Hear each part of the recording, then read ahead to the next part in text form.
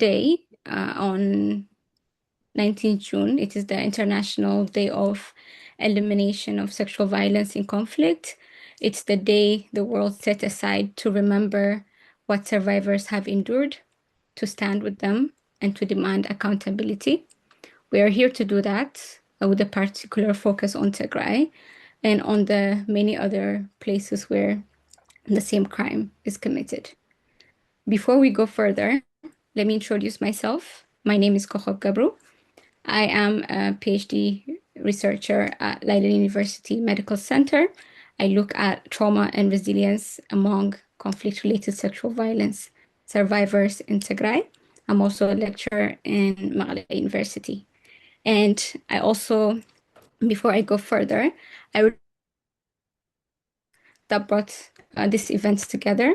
We have Gender Empowerment Movement Tigray, Sibago Disability Service Organization, Gorzo, Movement to Empower Women, the Health Professional Network for Tigray, the New Lines Institute for Strategy and Policy, Nolawi Women and Children Recovery and Development Organization, Solidarity of Tigrans for Independence and Liberty, and Yuhono, a movement to end gender-based violence. This event is a result of their work, and we are grateful for all of them.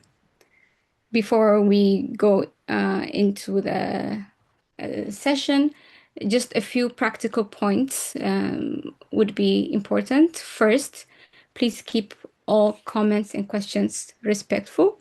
This is a survivor-centered space, and we ask everyone to treat it as such. Second, please be aware that today's discussion may be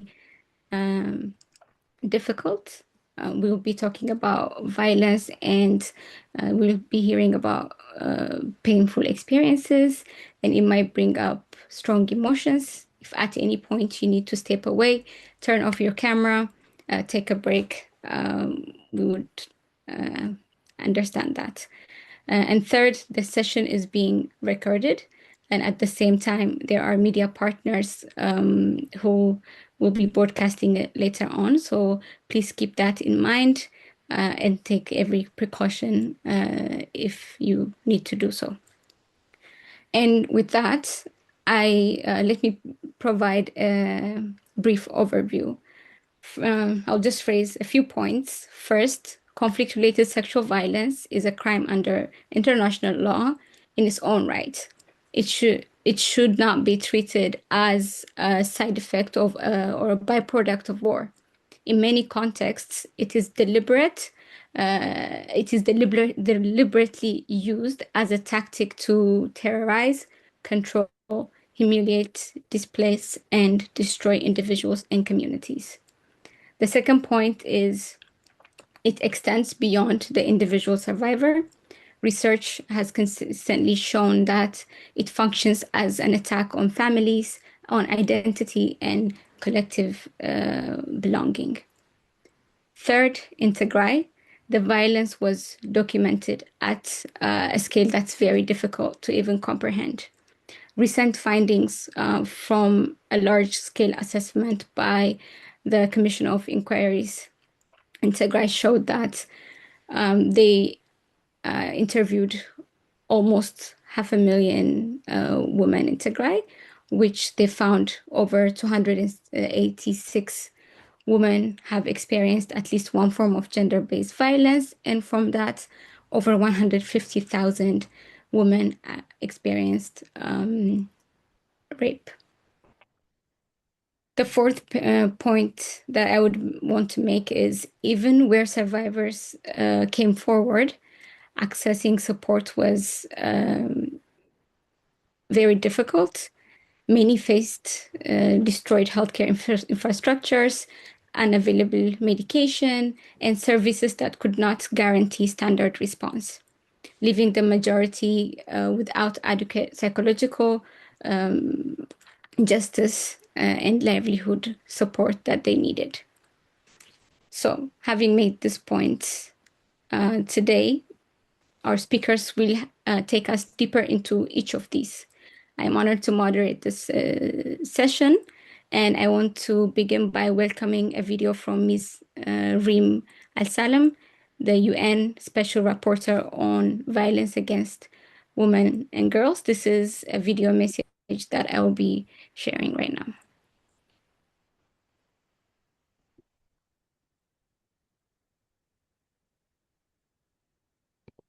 Distinguished colleagues, representatives of civil society, friends, thank you for the invitation to join you today as we commemorate the International Day for the Elimination of Sexual Violence and Conflict. I would like to begin by acknowledging the important work of those documenting and responding to the violence experienced by women and girls in Ethiopia, including in other parts of the world. The efforts remind us that beyond every statistics is a human being whose life, dignity, and future have been profoundly affected. Today is a day of remembrance, but it must also be a day of action. Conflict-related sexual violence is not an inevitable byproduct of war. It's not an unfortunate accident. It's deliberate. It's a grave violation of human rights and international humanitarian law.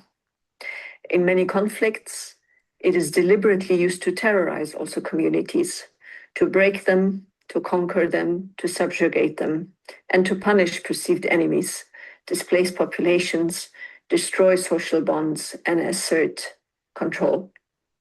Women and girls bear the brunt of these crimes, although, of course, men and boys can also be victims. Sexual violence in conflict leaves deep physical, psychological, social, and economic scars that often endure long after weapons fall silent. Survivors may face stigma, rejection, poverty, displacement, and lifelong trauma. Children born of rape may also suffer discrimination and exclusion.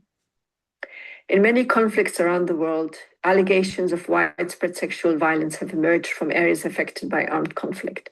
Survivors and witnesses have described acts of rape, gang rape, sexual torture, sexual slavery, and horrific other forms of sex and gender-based violence. These accounts reveal not only the brutality of the individual perpetrators, but also the devastating impact that such violence has on entire communities. What is particularly alarming is that we can clearly see a recurring pattern, a pattern across conflicts globally, because sexual violence and other forms of sex and gender-based violence do not occur in isolation. They are often accompanied by killings, forced displacement, destruction of livelihood, denial of humanitarian assistance, and attacks on essential services. Yet despite this growing recognition of this phenomena, accountability remains an exception rather than the rule. Because perpetrators believe, and they are right until now, that they can act with impunity. Too often, survivors are denied justice. Too often, political considerations outweigh the rights and needs of victims. Ending conflict sexual violence requires more than the condemnation. It requires genuine political will to investigate these allegations promptly, independently, and impartially, holding perpetrators accountable, regardless of the rank, affiliation, or status. It requires also ensuring that survivors have access to medical care, psychological support, legal assistance, and reparations. In order to break the cycle of repetition, prevention must also be at the center of our efforts. We know that sexual violence flourishes when discrimination against women and girls is tolerated, where militarization and the impunity I've spoken about prevails, and where women are excluded from decision-making, from peacemaking, from conflict resolution. So the prevention of conflict-related sexual violence begins long before conflict erupts. It must, and it requires addressing the structural inequalities and the discriminatory norms that make particularly women and girls vulnerable in the first place. It also requires that we don't see women only as victims of conflict. They are leaders, mediators, defenders, caregivers, agents of change. Sustainable peace cannot be achieved when half of the population is excluded from shaping it. As the Special Rapporteur on Violence Against Women and Girls, I have repeatedly emphasized that violence against women and girls exists on a continuum. The violence women experience during conflict is often connected to the violence they experience before conflict and after conflict. Armed conflict magnifies existing inequalities and vulnerabilities. Unless these root causes are addressed, cycles of violence will persist. We must also recognize that armed conflict may overlap with also forced displacement due to environmental degradation and climate change. And women and girls are also vulnerable to sexual violence that may happen as a result of their increased impoverishment and marginalization and destitution.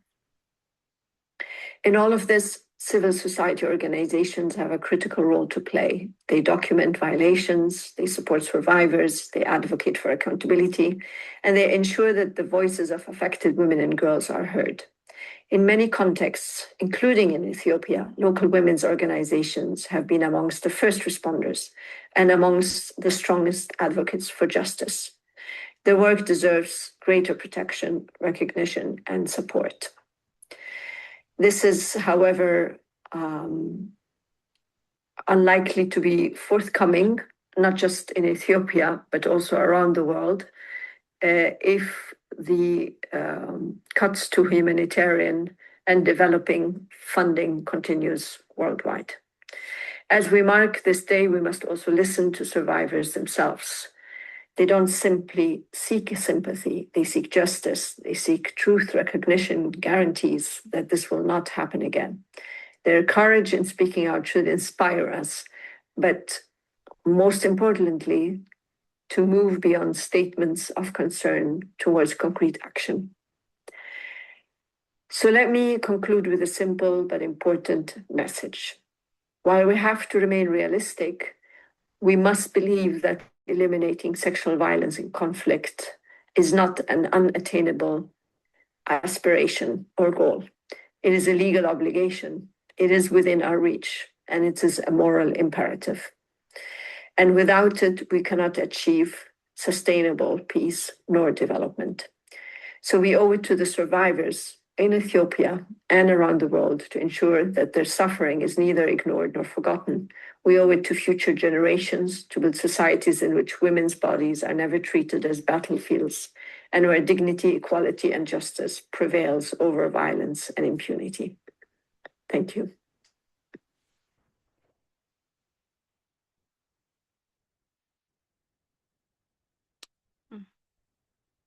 We thank the special rapporteur on this powerful message. It gave us the wider picture of what conflict-related sexual violence looks. And also, I think it had a very powerful message that we can work towards completely eradicating this violence at the same time that survivors, we need to move from statements into concrete action to bring healing, justice, and accountability to survivors. I think she also made a good point that grassroots women on the ground and grassroots organization carry majority of these responsibilities. So having said that, I will now hand over the platform to Muna Bashir, an engineer from Western Tigray, a former refugee in Sudan, and now a returnee who is herself internally displaced for more than 3 years in Sudan. She worked with NGOs to support Tigrayan refugees, especially survivors of sexual and gender-based violence. She continues to serve her community today. Muna will speak on the impact of conflict-related sexual violence on IDPs and refugees. Muna, I'll hand over to you. Hello, everyone. Um, Let me share my first. I think you can see my screen, yes? Yes. Okay.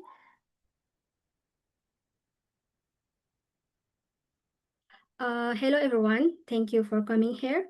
Today, I will be presenting the impact of conflict related sexual violence onto specific populations, the Tigrayan refugee in Sudan, and the internal displaced people inside Tigray.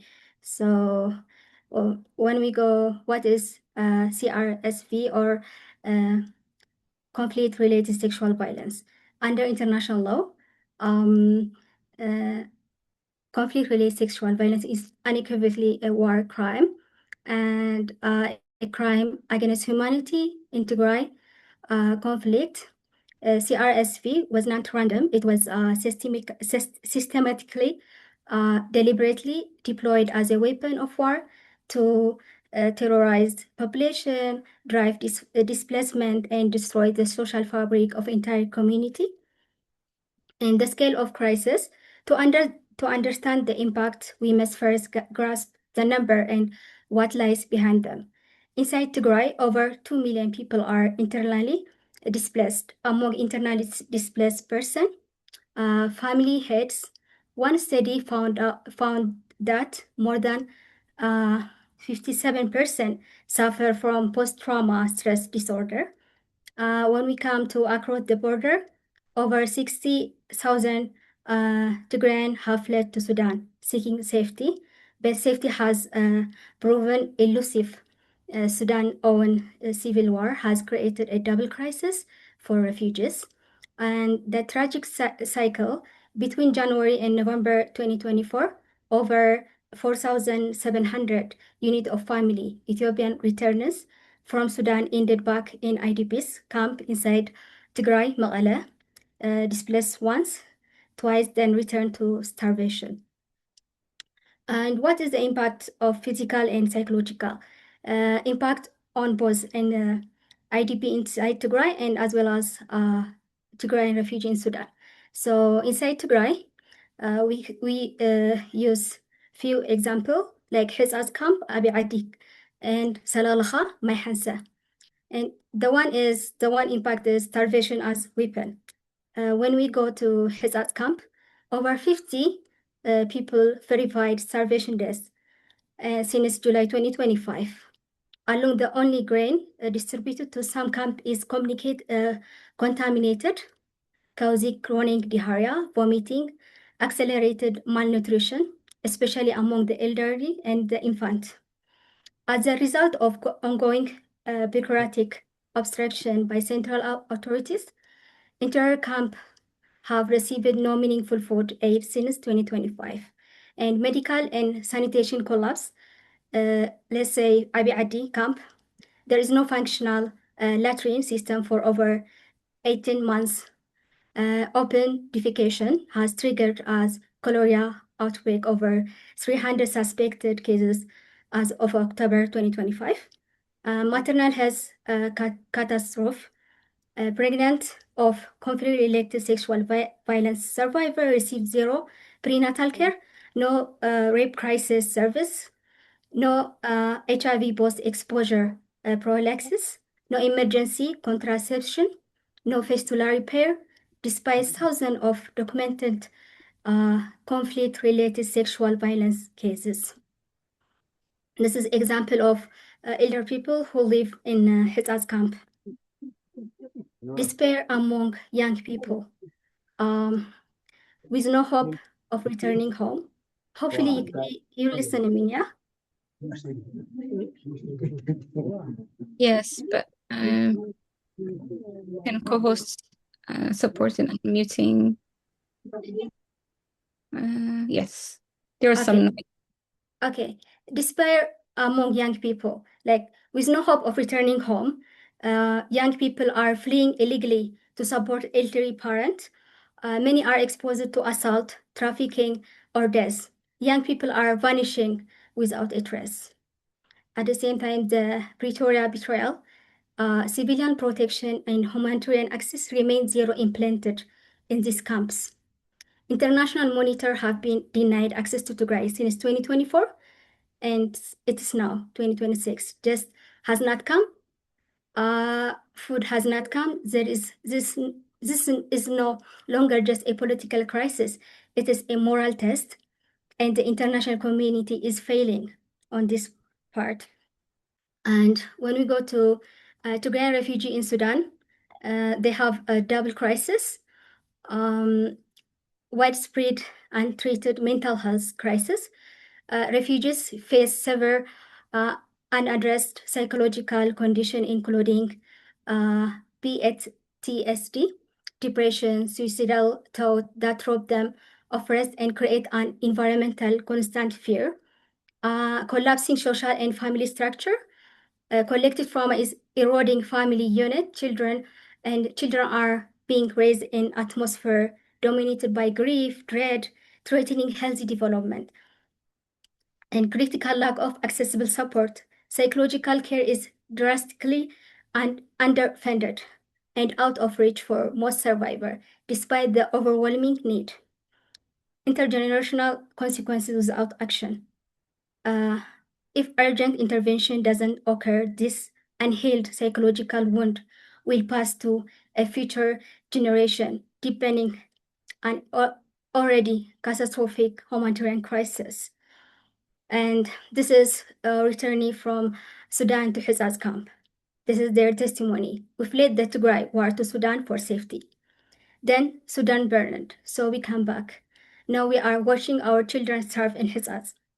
There is no door that leads to safety. There is only death waiting in different uniforms. That's what I said. And the other thing is the collapse of childhood shelter dignity, then the unseen front of crisis. Education, a generation deliberately erased. Nearly 400,000 children have lost over 4 years of schooling. Makeshift class under 3 are worthless, no book, no pencil. Starving children are too weak to concentrate on education. For example, a 12 years old child now reads at grade 2 level. Do you imagine that? Without intensive catch-up program, which do not exist. He or she will never recover.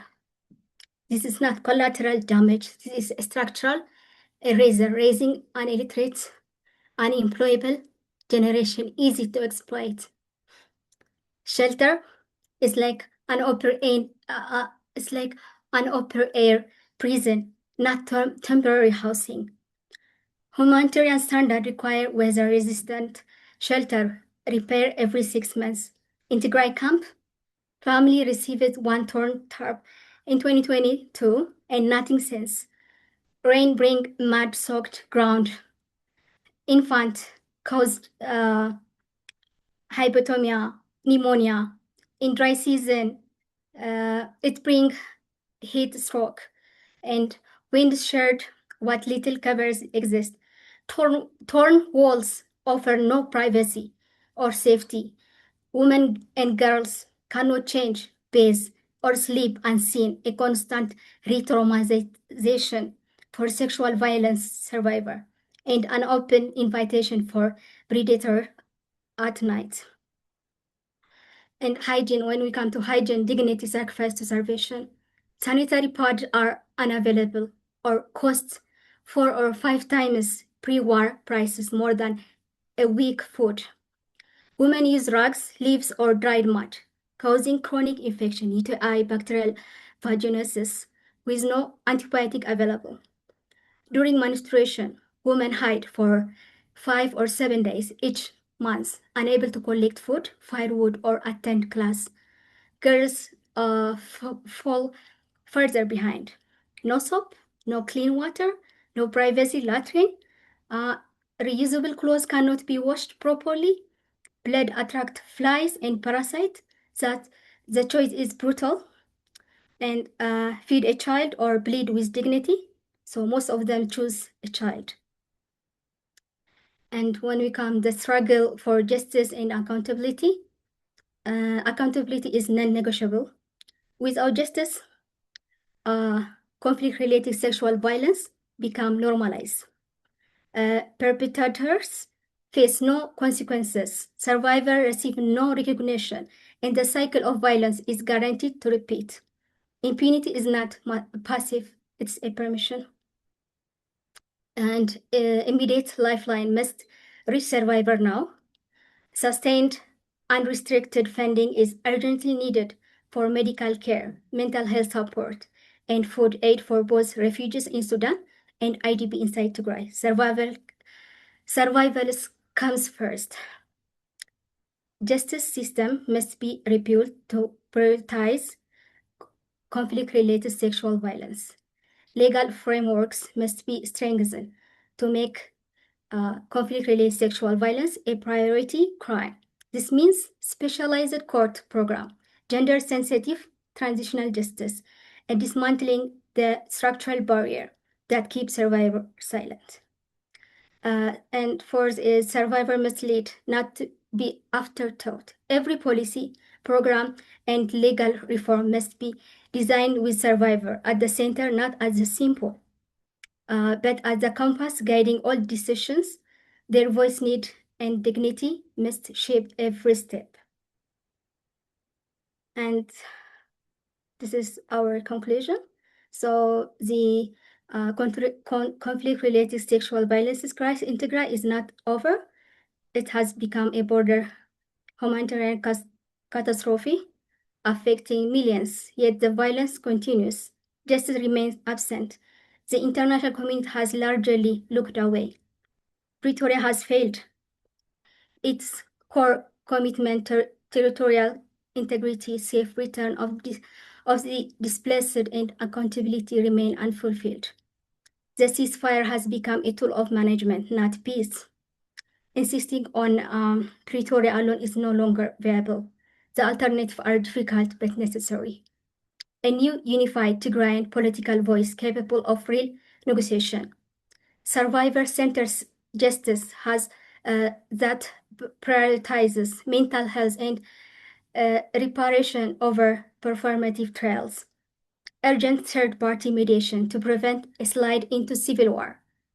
Genuine international pressure not to salvage Pretoria, but to enforce accountability. And thank you. That's all I have. Thank you for your time. Thank you so much, Mona. And just for those who have joined later, I would like to remind you that this session is being recorded, and also there are media outlets that are partnering with us today.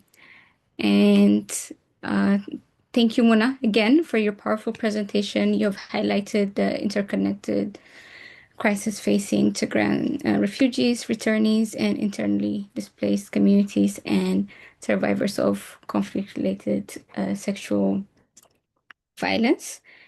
And now I will first check if Tariq is there.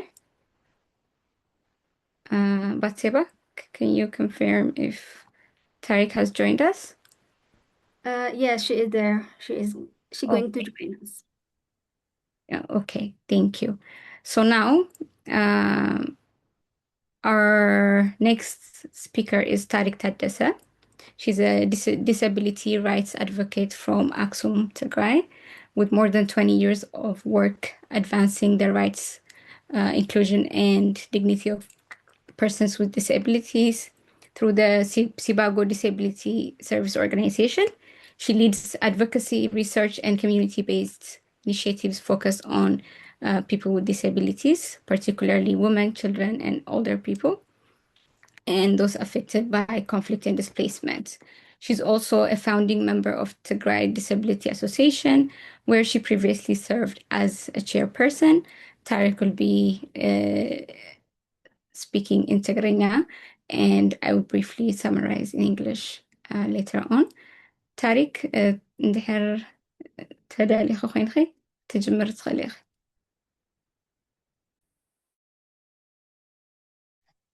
Hi, Kochavi. she's trying to join because of the connection issue, but she should be joining very shortly. In 1 second. Okay. Yeah. Good.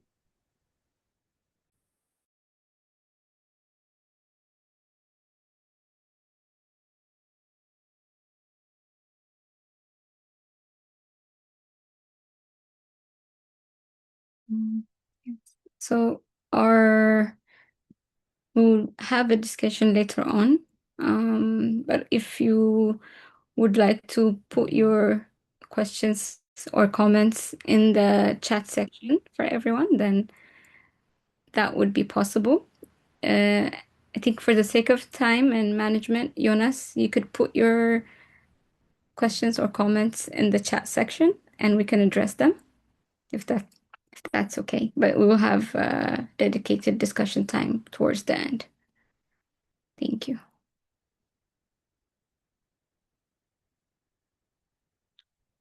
She just joined, so we can have. Awesome. Tariq, if you can start the presentation. من جماعة تخلي أخي. سلام. سلام. سلام. يسمعي. سلام. سمعنا؟ هو.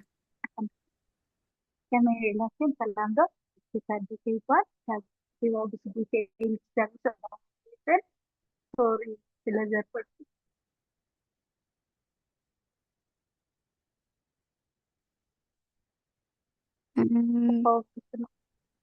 ድምፅኺ ፅቡቅ የለይ ይቆራረፅ ኣሎ እንደገና ርሑቕ ይኽኒ ኢኺ ብንፁር ይኾን እኒዮ ሄድፎን ተውሳዶ ዳም ስማዕላ ፅቡቅ ኣውፂኺ ሞክሪ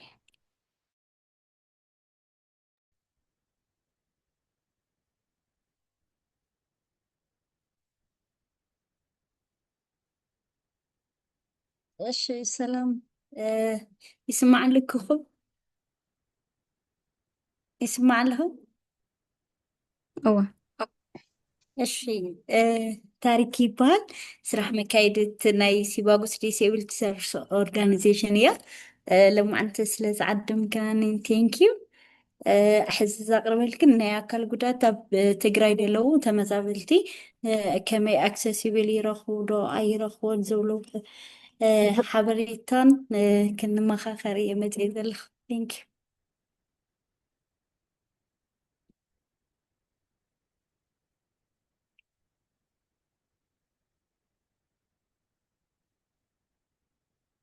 ይስማዕ ኣሎ ዲ ይስማዕ ኣሎ እዩ ታሪክ ፅቡቅ ኢንትሮዲስ ጌርክና ንባዕልክ እሞ ሕዚ ተን ሒዝክየን ዝመፀኺ ሓሳባት ሼር ምቕራብ ትኽእል ኢኻ እሸይ ስለዝተሃ ጠቕልል ኣቢለ ክትርጉም እየ እሸይ ኣብ ክልል ትግራይ ብዙሓት ኣካል ጉዳት ከም ዘለዉ ይፍለጥ እዩ ቅድሚ ሕዚ 17% ኣብ ትግራይ ኣካል ጉዳት ነይሮም ይበሃል ነይሩ ሕዚ ግን ይፋ ዝኾነሉ ምክንያት ሓድሽ ኣሎ 30.5% ኣካል ጉዳት ኣለዉ ኣብ ትግራይ ተባሂሉ ይሕሰብ ብሰራሕተኛ ማሕበር ጉዳይ ክልል ዝተዋህበ ኣንፈት ካብኣቶም እቶም ዝበዝሑ ኣብ ተፈናቐልቲ ከም ዝርከቡ ኣንፈታት ይሕብሩ ንሳቶም እውን ኣብ ከባቢየት ዘለዉ ኣብ ክልተ ዞባታት ኣለዉ ኣብ ማእኸላይ ዞባን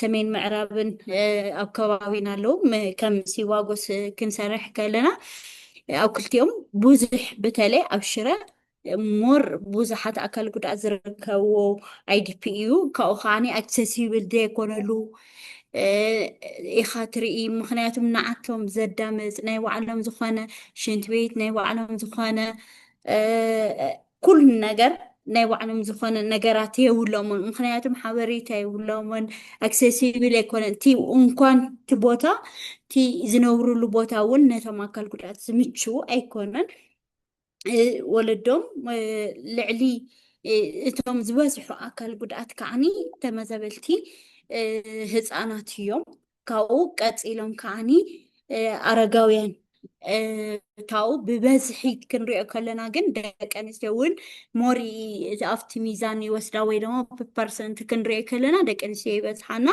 ደቂ ኣንስትዮ ከምቲ ዝፍለጥ ናይ መናፅሂ ኩሉ ነገራት ኣክሴሲብል ስለዘይረኽባ በቲ ዘለወን ናይ ጉድኣተን ናብ ሕማማት ተወሰኽቲ ሕማማት ክቃልዓ ኢኻ ትረክብ ምክንያቱም ፌስቱላ ካልኦት ሕማማት ተቃሊዐን እየን ዝርከባ ናይ ምግቢ ሕፅረት ኣለወን ናይ ግንዛቤ ሕፅረት ኣለወን ኩሉ ማለትም ኣካል ጉድኣት ናይ ሓበሬታ ዝረኽብሉ ቦታ ሕፁር ስለዝኾነ ከም ንሕና ዲፓርትመንት ኣለዎም ተወከልቲ ኣለዎም ግን ከምቲ ተወከልቲ ዘለዎ መጠን ዝረኽብዎም ሓበሬታታት ውሕዳት እዮም እና በዚ ኣንጻር ደቂ ኣንስትዮ ኣካል ጉድኣት ተፈናቐልቲ ብጣዕሚ ኣብ ሓደጋ ከም ዘለው የርእየና ሕቶታት ተልዕሉ ኣብ ዝኽእልሉ ዕድላት ኣይኮኑን ዘለው ምክንያቱም ሕቶታት ከልዕልሉ ኣብ ዝኽእልሉ ደረጃ ለምሳሌ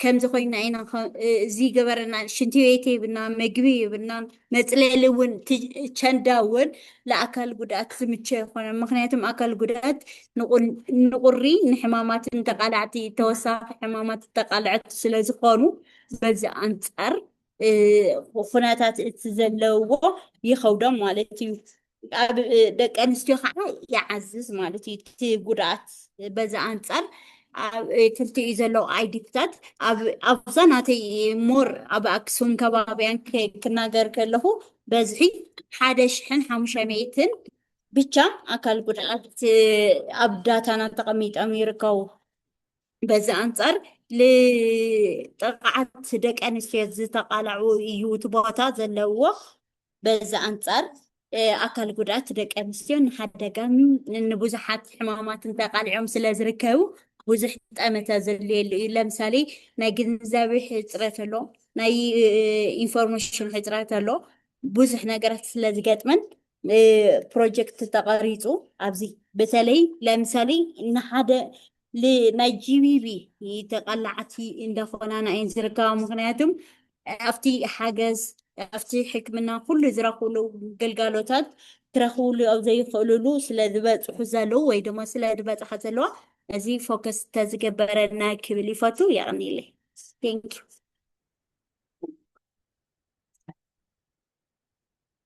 Okay, thank you so much. Tariq, that was a very important presentation or the status of people living with different forms of disability in Tigray.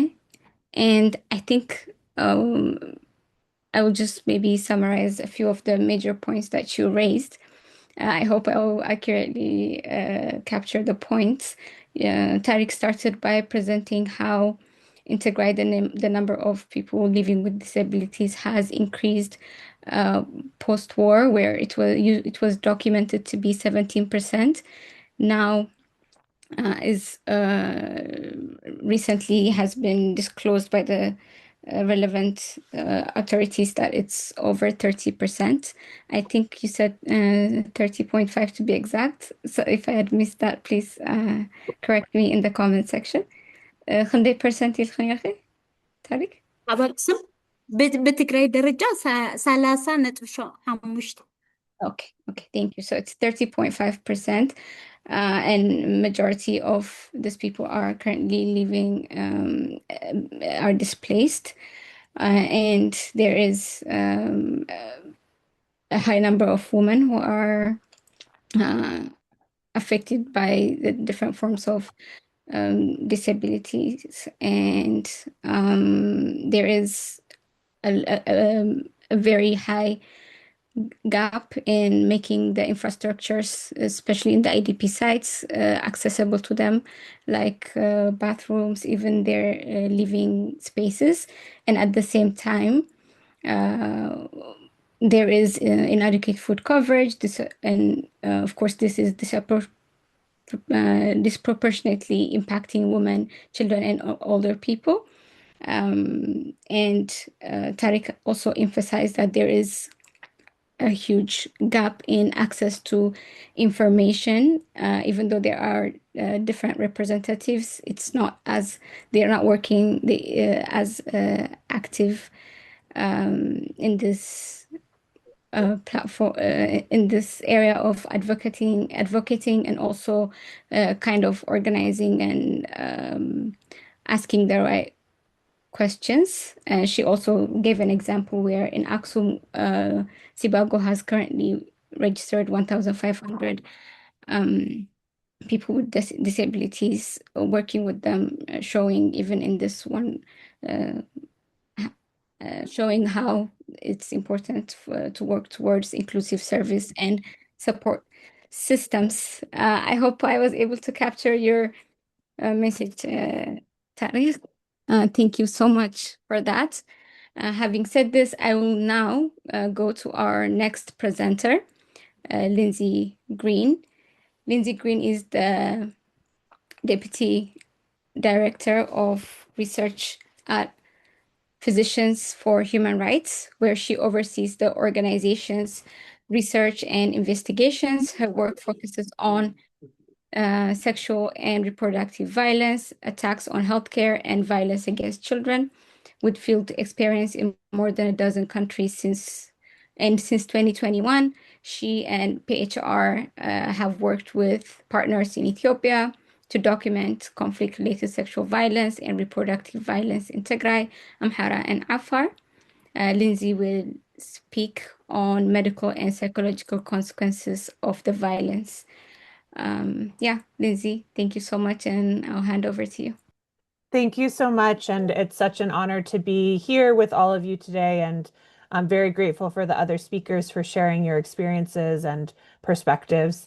I've been asked to speak about the medical and psychological consequences of conflict-related sexual violence in Tigray, and I'll also share some results from our research, as our moderator said at the beginning, but just a reminder that this content is quite difficult, so please feel free to take a break if you would like. And again, thank you so much for having me. It's a real honor.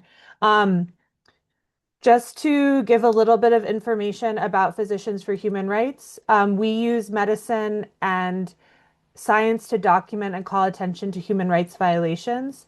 PHR was founded on the idea that physicians and health professionals possess very unique skills that lend significant credibility to investigations and documentation of human rights abuses. And in 2011, so many years ago now, PHR launched its program on sexual violence in conflict zones, and we've worked to confront impunity for sexual violence in the Central African Republic, the Democratic Republic of Congo, Ethiopia, Iraq, Kenya, Myanmar, and Ukraine, and elsewhere. PHR has conducted research to understand the scale and scope of conflict-related sexual violence in a variety of conflicts and contexts. And we've brought this expertise to our work with partners in Ethiopia. First, to ground us, according to the most recent UN Secretary General's, the Special Representative to the Secretary General on Conflict-Related Sexual Violence, her report, state and non-state actors continue to perpetrate sexual violence as a tactic of war, torture, terrorism, and political repression at an alarming and increasing scale every year. And we know that the cases of conflict-related sexual violence that are reported likely represent a vast underestimate of the total documented cases. And these are also not just crises of conflict-related sexual violence, but we continue to see the intersection of conflict-related sexual violence with other violence and violations. A list of examples that are certainly not exhaustive include the intersection of conflict-related sexual violence occurring alongside reproductive violence in Ethiopia, which I'll speak about shortly, conflict-related sexual violence occurring alongside displacement in the DRC and Ethiopia, as we've heard already, reports of CRSV, starvation, and mass killing in El Fasher in Sudan, and the complex intersections of reproductive violence, starvation, and attacks on health that we see occurring, for example, in Gaza today. This has important implications for documentation, including prioritizing documentation of CRSV, for what justice and accountability looks like, and for what survivors need. And medical evidence has a critical role to play in the documentation of CRSV, as it helps to preserve critical evidence to support justice and accountability, but also can identify what survivors need now to support access to care and healing. Turning to Ethiopia and to Tigray specifically, PHR has been working with partners in Ethiopia, including the Organization for Justice and Accountability in the Horn of Africa, Health Professionals Network for Tigray, and other partners that I've seen on this call since 2021 to support health professionals and human rights defenders in documenting violence using standardized forensic tools. Sorry, Lindsay, No problem. I fixed it. Through these partnerships, we identified a need for systematic documentation of the scale, scope, and patterns of perpetration of conflict-related sexual violence committed in Ethiopia to ensure accountability for these violations. PHR and OJA published our first report, which was based on a review of forensic medical records in August 2023. In this report, we found that sexual violence in Tigray was a clear tactic used during the active conflict period between November 2020 and November 2022, and has continued since the signing of the Pretoria Agreement in November 2022. These data showed that sexual and reproductive violence was committed in Tigray by the government of Ethiopia and allied forces, notably Eritrean military forces, who were frequently identified by partners on the ground as the perpetrators of these brutal and deliberate acts of sexual violence. In the post-COA period, there's been a clear escalation of conflict in other regions of Ethiopia, including Amhara, Afar, and Oromia. And we see a direct link to these surges of CRSV in other regions of Ethiopia to the presence of ongoing conflict in these places, but also the lack of atrocity prevention and justice and accountability for the conflict in Tigray and the crimes that were committed there.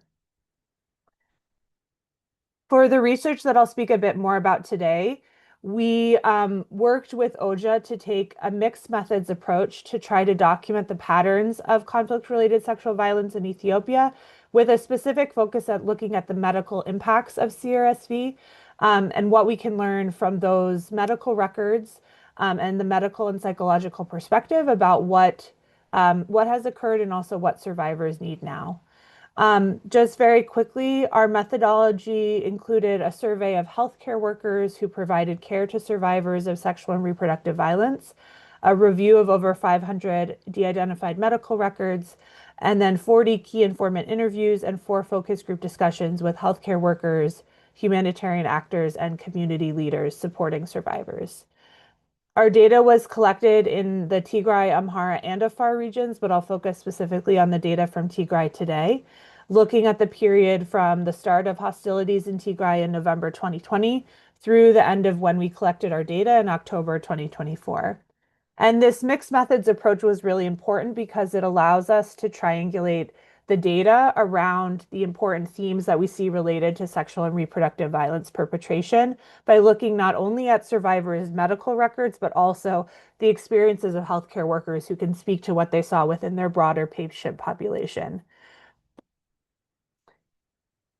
So what were some of our key findings? Our first were that survivors across Ethiopia experienced brutal and deliberate forms of conflict-related sexual and reproductive violence, which caused severe and permanent physical and psychological harm to survivors, their families, and their communities.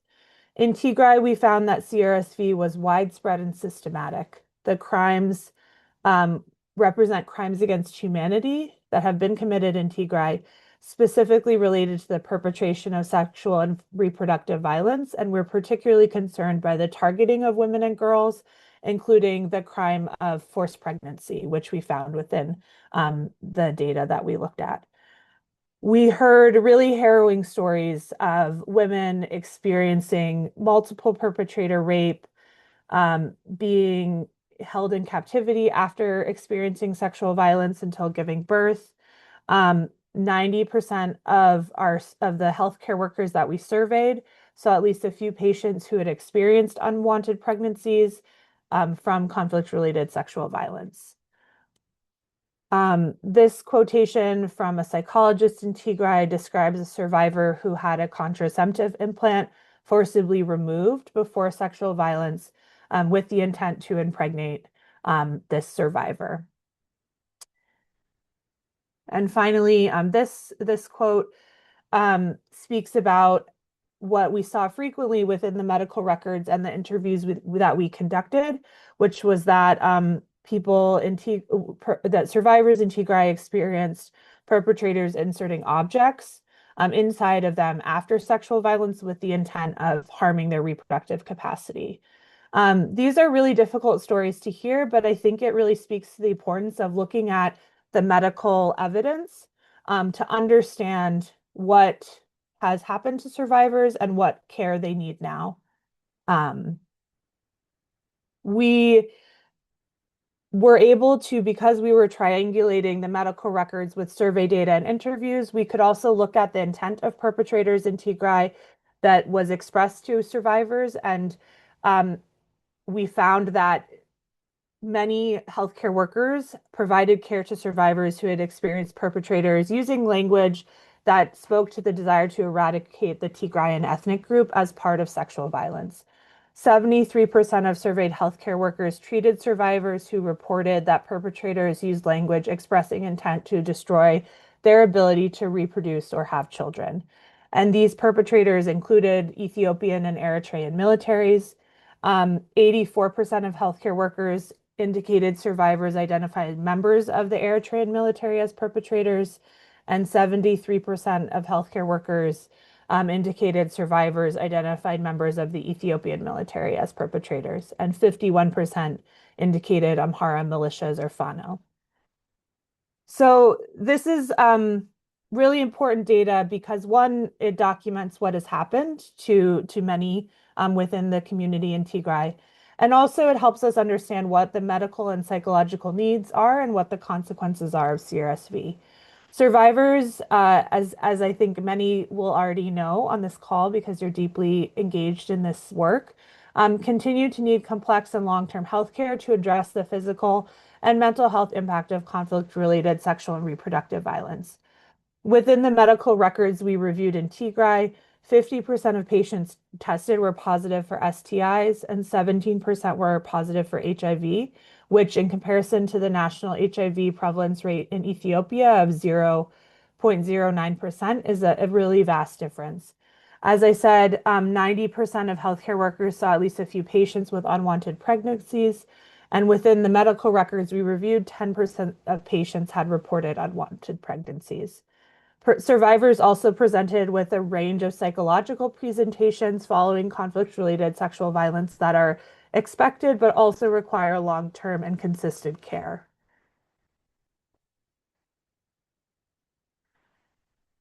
So our key drawing from this, we reach a few key conclusions. The first is that there is a need for justice and accountability for sexual and reproductive violence committed in Tigray by all actors.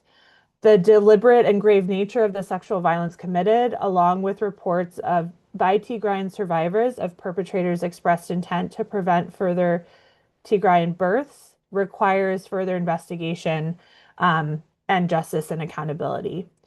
And also, the failure to meaningfully respond to the crimes committed in Tigray has led to a spread of atrocities, unfortunately, as we see in other regions of Ethiopia now that are also grappling with this violence.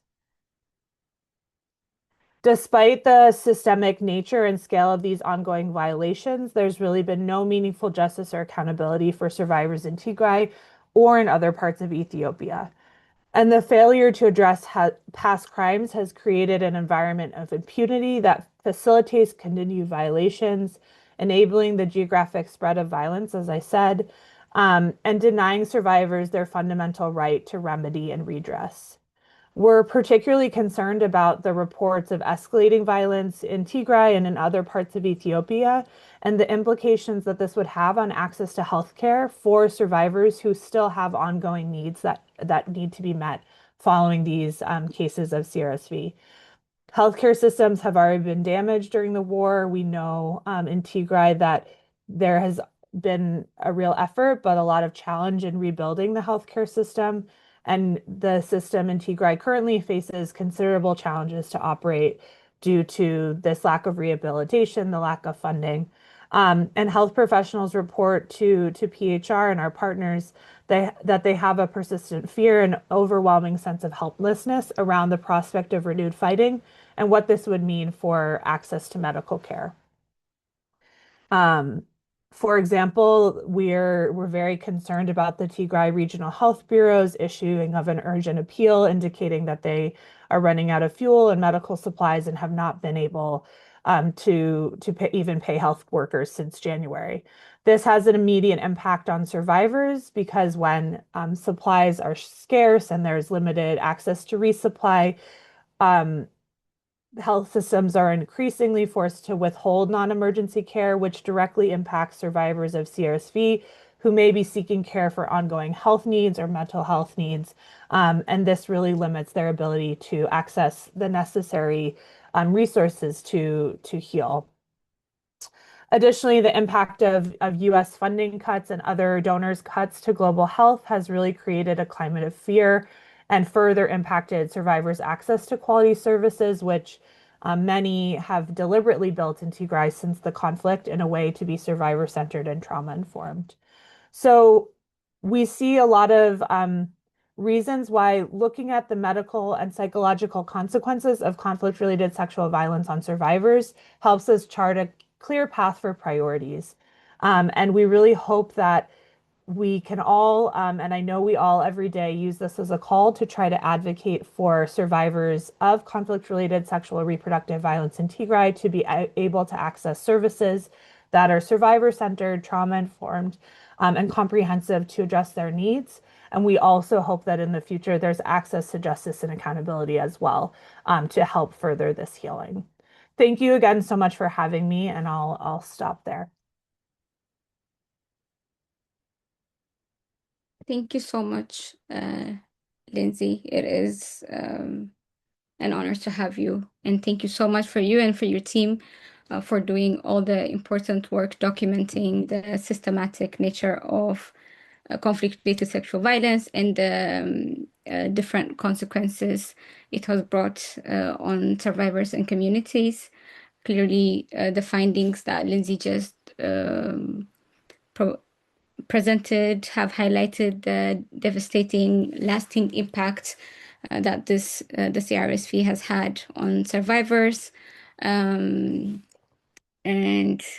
we really need to reinforce that we need to reinforce the importance of justice, accountability, and survivor-centered, trauma-informed care. And also thank you so much for highlighting how the current ongoing instabilities and the deteriorating of the healthcare system is continuing to impact survivors even until this date. So thank you so much again. And I'll now hand over to Tsedena. Tsedena Abadi is a women rights advocate from Tigray and a co-founder and executive director of Yihono, a movement to end gender-based violence. Founded in 2019, Yihono, meaning enough, in Tigrinya, began as a grassroots feminist movement calling for accountability and has grown into a nonprofit providing legal aid, referrals, court case follow-ups, and right-based education for women and girls. Today, I will speak on survivor advocacy and community-based responses. Today, the floor is yours.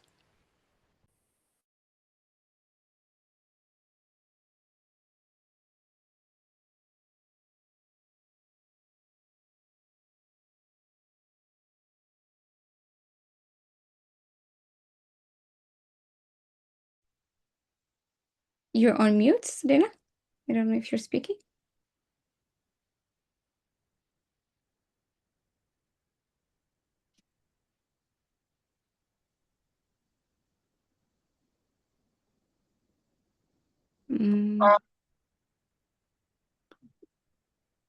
I see your camera on, your mic is on, but I don't hear you.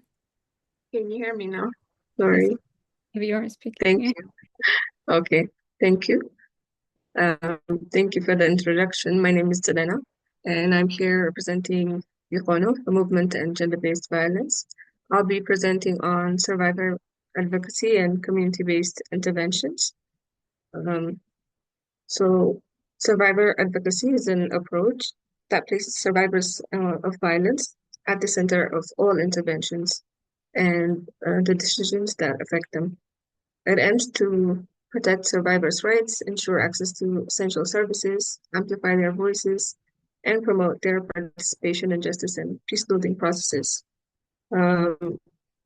As most of us here are aware, women and girls were disproportionately affected by sexual violence in the Tigray War, the Tigray genocide, including rape, gang rape, forced pregnancy, and other forms of abuse.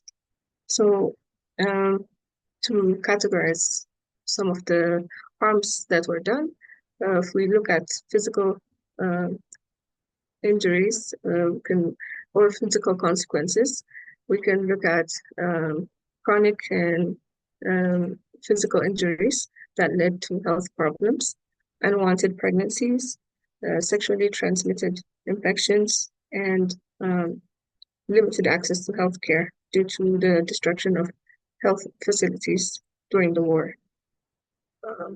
When we go to psychological consequences, we can look at trauma and depression, anxiety and fear, post-traumatic stress disorder, feelings of shame and hopelessness.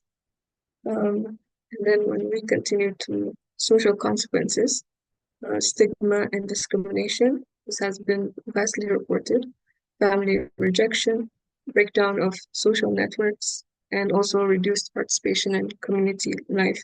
This could be due to isolation. And when we look at the economic consequences, loss of livelihoods, increased poverty, and growing dependence on humanitarian aid. So why do we need survivor advocacy? As we mentioned, that survivor advocacy places the survivors at the center of response efforts. So in Tigray, what does this look like? It would mean advocating for justice and accountability for perpetrators, ensuring survivors have access to medical care, psychosocial support, and legal services, fighting stigma and discrimination associated with sexual violence, promoting survivor participation in peace building and reconstruction efforts, and also supporting survivor-led organizations and networks that empower women to share their experiences and stories. Hopefully, this would lead to their safety and also to influence the policy. Okay. When we do survivor advocacy, how do we do it? Or what methods can we use? One is community awareness campaigns. This would include activities such as programming campaigns that would challenge stigma, that would promote gender equality, and that would encourage survivors to report violence and to foster solidarity with survivors and also within the community. Okay, so what are the challenges facing survivor advocacy in Tigray? There have been a lot of efforts in the past years, including present, to support survivors and also to advocate for survivors. But many challenges remain. The previous presenters have listed so many of the challenges that we are facing in Tigray. And to mention some more, stigma. Stigma has been reported by many survivors as it has led to the breakdown of families for them to to not integrate with their communities, and for most even have to look for better life in other communities. Excuse me.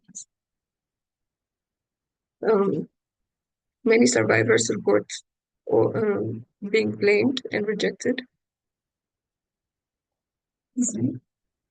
And there is a shortage of trained professionals and facilities to give them any support. There's also lack of resources, and as many organizations that used to support survivors now struggle with insufficient funding. Excuse me, I'm sorry, I have some flu. So to the next topic, community-based response. So what is community-based response? It's Rena, sorry. Yes. Okay, now we hear you. Mhm. Yes, go ahead. Sorry. So a community-based response is an approach that mobilizes communities to support survivors and rebuild social cohesion. In Tigray, we have seen many efforts to support this. There have been many shelters and one-stop centers which have been established, and most are still running, although they are struggling with financial and resource issues. And most of them were run by in partnership of local NGOs with international agencies, but as mentioned by previous presenters again, most of the international agencies, UN agencies, have left Tigray, so they are currently struggling with running with resources. And another response has been economic rehabilitation. This is done to help survivors to tackle poverty by offering livelihood trainings and giving them micro grants afterwards to help them with restarting their lives and to equip them with business skills. This has been reported to reduce dependency and lowers the risk of survivors turning into sex works and other relief or begging. Okay, and the next one is grassroots advocacy. This has been done and continues to be done by frontline advocates and also especially NGOs as well. This has been done. There have been many movements domestically, locally, and also internationally. This continually advocates for the full implementation of the Pretoria Agreement, and they help in documenting war crimes. They advocate for survivors' access to unhindered humanitarian aid and demand accountability from international donors. And community outreach programs. These are done to mitigate the severe stigma often faced by victims of sexual violence. Local volunteers and local organizations conduct community outreach programs and awareness raising sessions. This could be done in partnership with religious and community leaders to encourage community-wide acceptance. So key components could include community awareness campaigns to challenge stigma and encourage survivors to seek supports, and mobile health and psychosocial services to reach remote communities, and training community leaders and health workers on survivor-centered care. The economic reintegration programs help survivors regain independence and rebuild their lives. And the women's safe spaces, these have been established in different parts of Tigray to help survivors get a space where they could access counseling, information sharing, and also peer support. Okay, so let's explore what could be the role of civil society organizations in all this. Civil society organizations are usually the first ones to respond to survivors' needs, and their roles could include and continue to include advocacy, advocating for justice and accountability, influencing policies and laws, raising awareness nationally, regionally, and internationally. And they can also support in service provision. This would mean counseling services, legal aid, health referrals, and shelter and protection. And in legal supports, they could help with documentation and recording survivor testimonies ethically and monitoring human rights violations. Okay. So as we mentioned, the importance of putting survivors at the center of all these interventions, we should make sure that survivors participate in advocacy campaigns, peace-building initiatives, community dialogues, and policy development. In most cases so far, in the campaigns that have been done or in the awareness and documentation, there often is a breach in the practices that should be conducted. In some cases where survivors are seen exposed or their identity being exposed, and in some cases because they have such a little support, they are even coming out to ask for support themselves, and this could also lead to their safety being compromised. Okay, so currently I try to assess what actual support the survivors are receiving in the different camps, in the IDP camps especially. And as most of the supporting international NGOs have left, it's only a handful of the CSOs that are giving support to survivors. And there is a shortage in dignity kits, even when they want to access health services because of the lack of health services and medications in Tigray. Even if they go to public hospitals, they now are forced to pay, even if they have a referral paper, because the public hospitals no longer can give free healthcare. They have to pay, and this has been problematic, especially for survivors. And they no longer get aid, so that has been an issue with providing food for themselves and their families.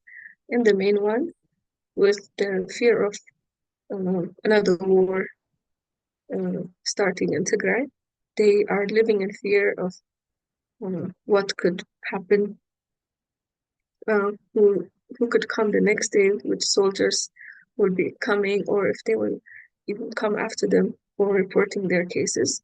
So they are living in fear. And this is the current status of the survivors in Tigray. So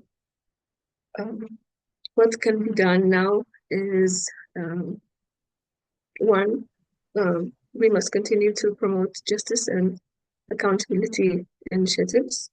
This could mean documentation of atrocities and also promoting and advocating for survivors' safety and their protection, and also advocating for accountability mechanisms, and also for the humanitarian aid to in person they could have access to it. Thank you. Thank you so much, Selena. You have emphasized how the importance of advocacy and at the same time making sure all the implementations and the programmings that we do are survivor centered, but also at the same time they have to be ethical as well. And it was important to see how the stigma and the lack of social support continues to impact survivors. At the same time, the current lack of funding is continuing to impact them as well. So thank you for those important points. I was very lenient with time today because unfortunately one of our speakers, Ivy, is not joining us because she had an emergency. So now I'm going to hand over the floor to Callie Mitchell. Callie is the head of gender policy portfolio at the New Lines Institute, where she leads research on the women, peace and security agenda, sexual and gender-based violence, and the integration of gender into foreign policy. She holds a master's in gender, security, and human rights from the University of Denver. I will now hand over to you, Callie. The floor is yours. Thank you so much. And thank you for the opportunity to speak today among such distinguished colleagues. I'd like to add to this discussion by focusing on documentation, memory, and how we can strengthen international advocacy on the issue of CRSV and Tigray through frameworks like the Women, Peace, and Security Agenda. As we know, sexual and reproductive violence in Tigray was used systemically and strategically as a weapon of war by parties to the conflict. These acts did not and were not intended to only impact the individual who was directly violated, but to terrorize and, based on many survivor testimonies and investigations, to destroy, in whole or in part, the Tigrayan ethnic group. Survivors are left to deal with the trauma of their violations, the stigma that their experiences are met with, and significant barriers to accessing justice and survivor-centered care and services. By situating the sexual and reproductive violence that occurred during the Tigray conflict within the broader context of gendered vulnerabilities that exist in the region and in Ethiopia as a country, including historical and cultural gender norms and institutional militarized masculinity, we can better understand the severe and long-lasting impact that these violations have on individuals, families, and communities across Ethiopia, and how any meaningful approaches to preventing and responding to this violence requires more than legal accountability. It demands a fundamental shift in the gendered power structures that perpetuate it around the world. So I'd first like to highlight that deeply entrenched gender norms serve as the driver of wartime sexual and reproductive violence. A major barrier to substantively addressing CRSV is that there seems to be a pernicious perception that it occurs in such unique circumstances that we can only react to it when it emerges, rather than preventing it from taking root. This is not true. The drivers of CRSV exist even in peacetime, embedded in societal norms, power structures, and institutions. If we can acknowledge that, then we can be proactive and take steps to dismantle those underlying conditions before violence escalates. The normalization of violence against women is a global issue, deeply rooted in hierarchical systems of male dominance and female subordination across economic, political, and cultural spaces around the world. A 2020 study found that almost half of all Ethiopian women will experience gender-based violence at some point in their lives.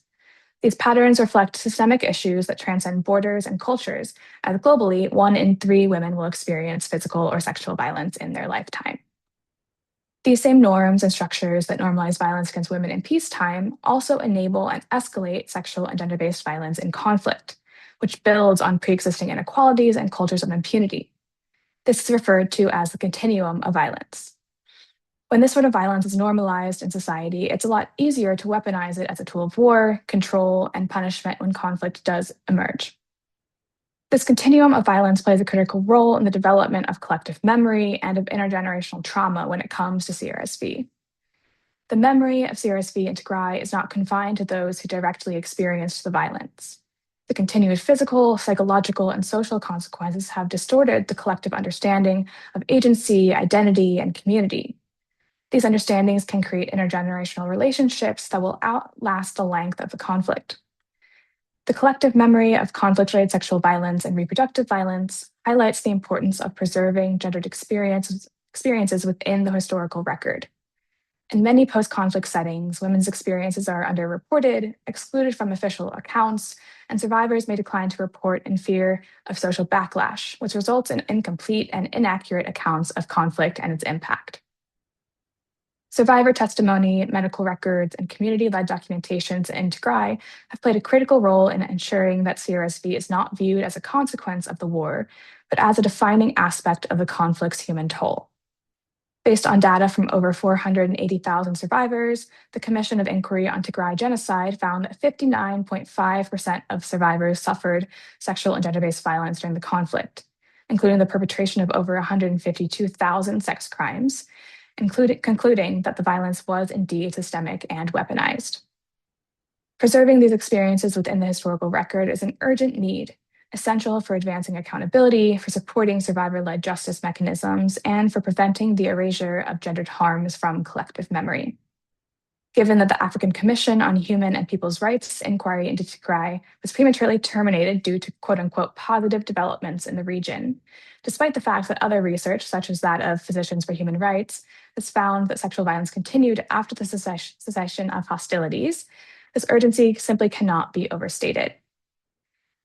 While the post-conflict efforts often emphasize reconciliation, stability, and social cohesion, survivors continue to seek acknowledgement, justice, and accountability for the harms that they endured. Efforts to move beyond conflict without full recognition and awareness of survivors' experiences could risk marginalizing victims and creating gaps between policy and implementation. Furthermore, it could further marginalize vulnerable groups, and sustainable peace is not only built on ending hostilities, but also on preserving an accurate historical record and ensuring survivors' voices are at the center of all reconciliation and transitional justice mechanisms. This is why international advocacy is essential. One mechanism I'd like to highlight today is the Women, Peace, and Security Agenda, which has become a critical framework for promoting the recognition of and response to the perpetration of sexual violence in conflict. Beyond serving as a tool for response, it can also be used proactively to transform these structures. The WPS agenda, enshrined by UN Security Council Resolution 1325 on women, peace, and security, recognizes that women's meaningful participation in peace and security processes is not only an intrinsic need, but a prerequisite to sustainable peace.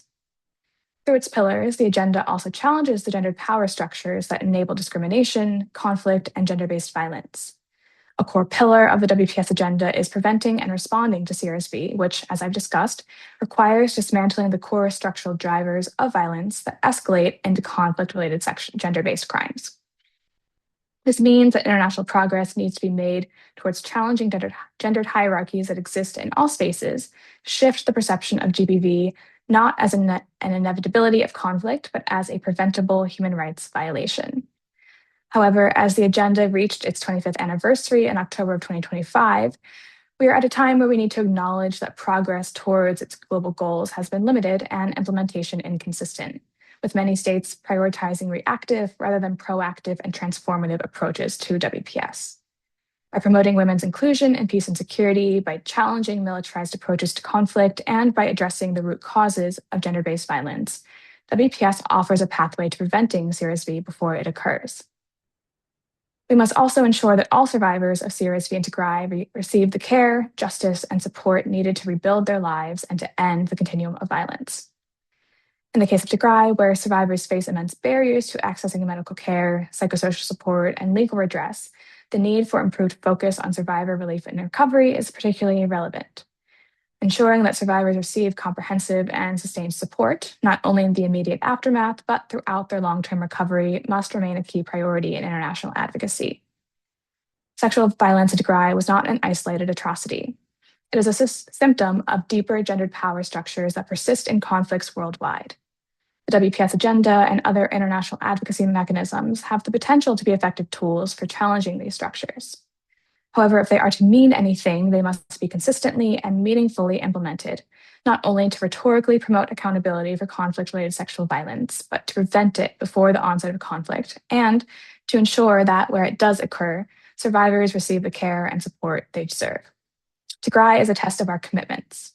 If we are serious about change, we must turn words into action, justice into healing, and promises into meaningful, sustained support for survivors. Thank you.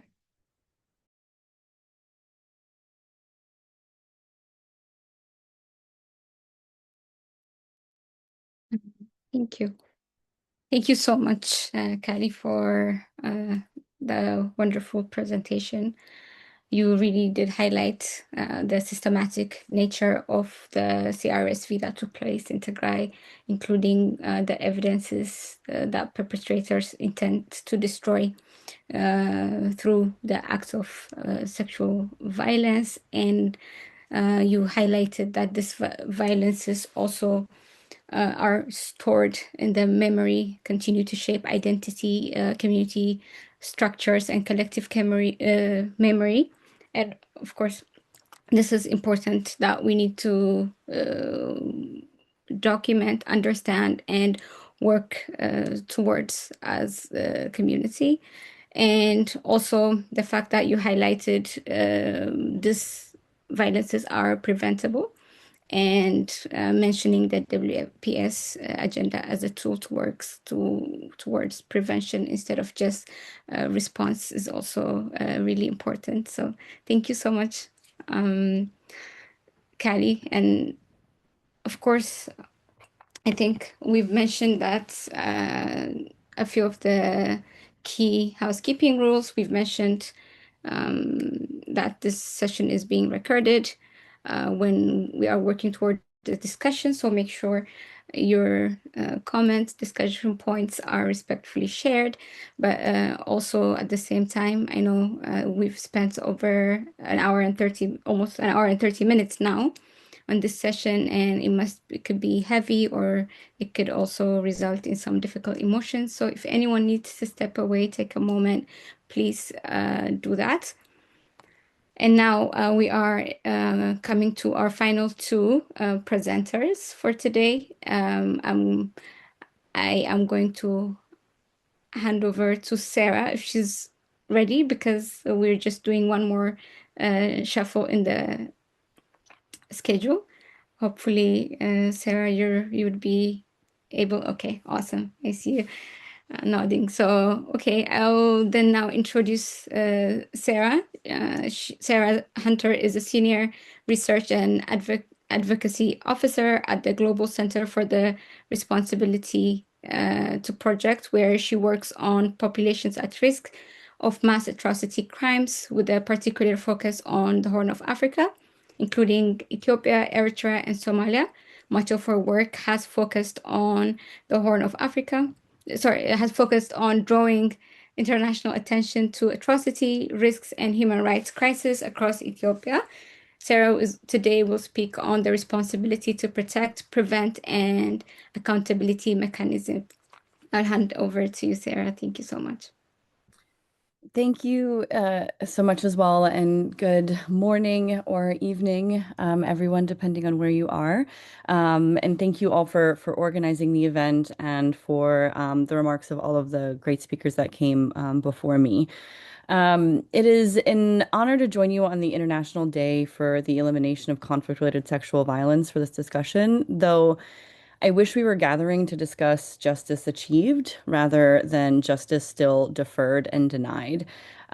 Years after the worst atrocities committed during the war in Tigray, and some of the worst atrocities that I've covered in my over decade as a human rights advocate, many survivors are continuing to live with profound physical and psychological trauma, inadequate access to care, and unresolved questions about missing relatives and the ongoing consequences of displacement, which colleagues ahead of me during this event have very eloquently highlighted. For countless women and girls, the conflict hasn't ended with the cessation of major hostilities. The consequences of what's happened to them remain part of everyday life. And today I would like to reflect on what the experiences of survivors in Tigray teach us about atrocity prevention, why accountability remains essential to preventing further abuses and future abuses, and what responsibilities now rest with the Ethiopian government, regional institutions, and the broader international community. The widespread and systematic use of sexual violence documented throughout this conflict was not simply a byproduct of war. The evidence that was collected by survivors and healthcare providers and civil society and UN investigators and human rights experts revealed recurring patterns across multiple locations over an extended period of time. Survivors described similar forms of abuse, similar language used by perpetrators, and similar efforts to humiliate not only individual women, but the broader Tigrayan community as a whole. Women reported gang rape and sexual slavery, forced impregnation, and acts of sexual torture. Many described perpetrators invoking ethnicity during their attacks, explicitly linking the violence to their identity. These accounts show that the sexual violence was being used not only to harm them as an individual, but to terrorize their entire community, fracture their social bonds, and reinforce broader campaigns of persecution. And this distinction matters. Too often, conflict-related sexual violence is treated as a secondary consequence of armed conflict rather as a tactic that serves military, political, and ideological objective. Yet, from Bosnia to Darfur, from Myanmar to Tigray, we've repeatedly seen sexual violence used as a tool to dominate population, forcibly displace communities, and attack the social fabric that binds people together. For those of us working on atrocity prevention, widespread sexual violence is therefore more than just a human rights concern and abuse. It's often an indicator of deeper patterns of dehumanization and persecution and organized violence against civilians. It's a warning sign that atrocity crimes are actively occurring and are likely to continue to escalate. The experiences of women and girls in Tigray should have prompted a much stronger sense of urgency from the international community, precisely because they revealed these broader dynamics. One of the clearest lessons from Tigray is that early warning does not automatically produce early action. We had accounts from survivors and healthcare workers who were documenting injuries and what they were seeing. Civil society was raising alarms and trying to badger the international community and individual member states to act. International bodies were producing detailed reporting. The problem wasn't a lack of information, it was a failure to translate that information into timely political action. And this is precisely the challenge that R2P was designed to address. R2P rests on the principle that states have a primary responsibility to protect populations from atrocity crimes, and that the international community has a responsibility to act when those protections break down, or in this case, the state is actively the perpetrator of those atrocities. And in this case, the responsibility to protect has failed. In Tigray, the warning signs that R2P identifies, the widespread attacks on civilians, the ethnicized rhetoric, the restriction on humanitarian engagement, systematic sexual violence, we can continue on the abuses that occurred, were visible very early, I would say, in the first days and weeks of the conflict. Yet diplomatic engagement remained fragmented for the entirety of the war. Accountability efforts are still struggling to secure any lasting support, and international response never matched the scale of the risk. Survivors were therefore left with the impression that their suffering was acknowledged but not prioritized. And so today, the idea that accountability can be postponed indefinitely in the name of stability or peace is deeply concerning and completely unacceptable. In practice, accountability is one of the most important tools available to preventing future violence. When perpetrators face no meaningful consequence, sexual violence becomes easier to view as an effective and low-risk tactic in war. When violations are investigated and acknowledged and prosecuted, the political and legal cost of abuse changes. The absence of this accountability does more than deny justice to the individual survivors, it shapes the behavior of future perpetrators. And this, as we stand on a precipice in Ethiopia, is incredibly important today. Although the Pretoria Agreement brought an end to active hostilities in Tigray, many of the conditions that contributed to the atrocity crimes that took place there remain present not only in Tigray, but across the country. Armed conflict continues in several regions. Political tensions remain at arguably an all-time high. Human rights violations continue to be reported across the board, and civic space and media space remains constrained and shrinking. and survivors in many communities continue to struggle to access even a meconium of justice. Reports of conflict-related sexual violence have also emerged not only from Tigray, but also from Oromia and Amhara and other conflict-affected regions. The circumstances differ, the actors involved may differ, but themes recur with a troubling consistency. Militarization, weak accountability and justice mechanisms, little to no civilian protection, and the persistent marginalization of survivors. And this is why accountability for the crimes committed in Tigray matters far beyond Tigray itself. How Ethiopia addresses these violations will influence whether future perpetrators believe such crimes can continue without consequence. And unfortunately, the trajectory of international accountability efforts has been deeply disappointing. International investigations, including the creation of the Human Rights Council mandated International Commission of Human Rights Experts on Ethiopia, played an essential role in documenting violations and establishing an authoritative record of what happened in Tigray. They helped ensure that survivors were heard and that abuses could not simply be erased from our history books. But over time, international scrutiny has weakened and political attention has shifted elsewhere. For many survivors, the decision to allow the mandate of the International Commission to lapse was experienced not just as a procedural adjustment, but as a form of abandonment.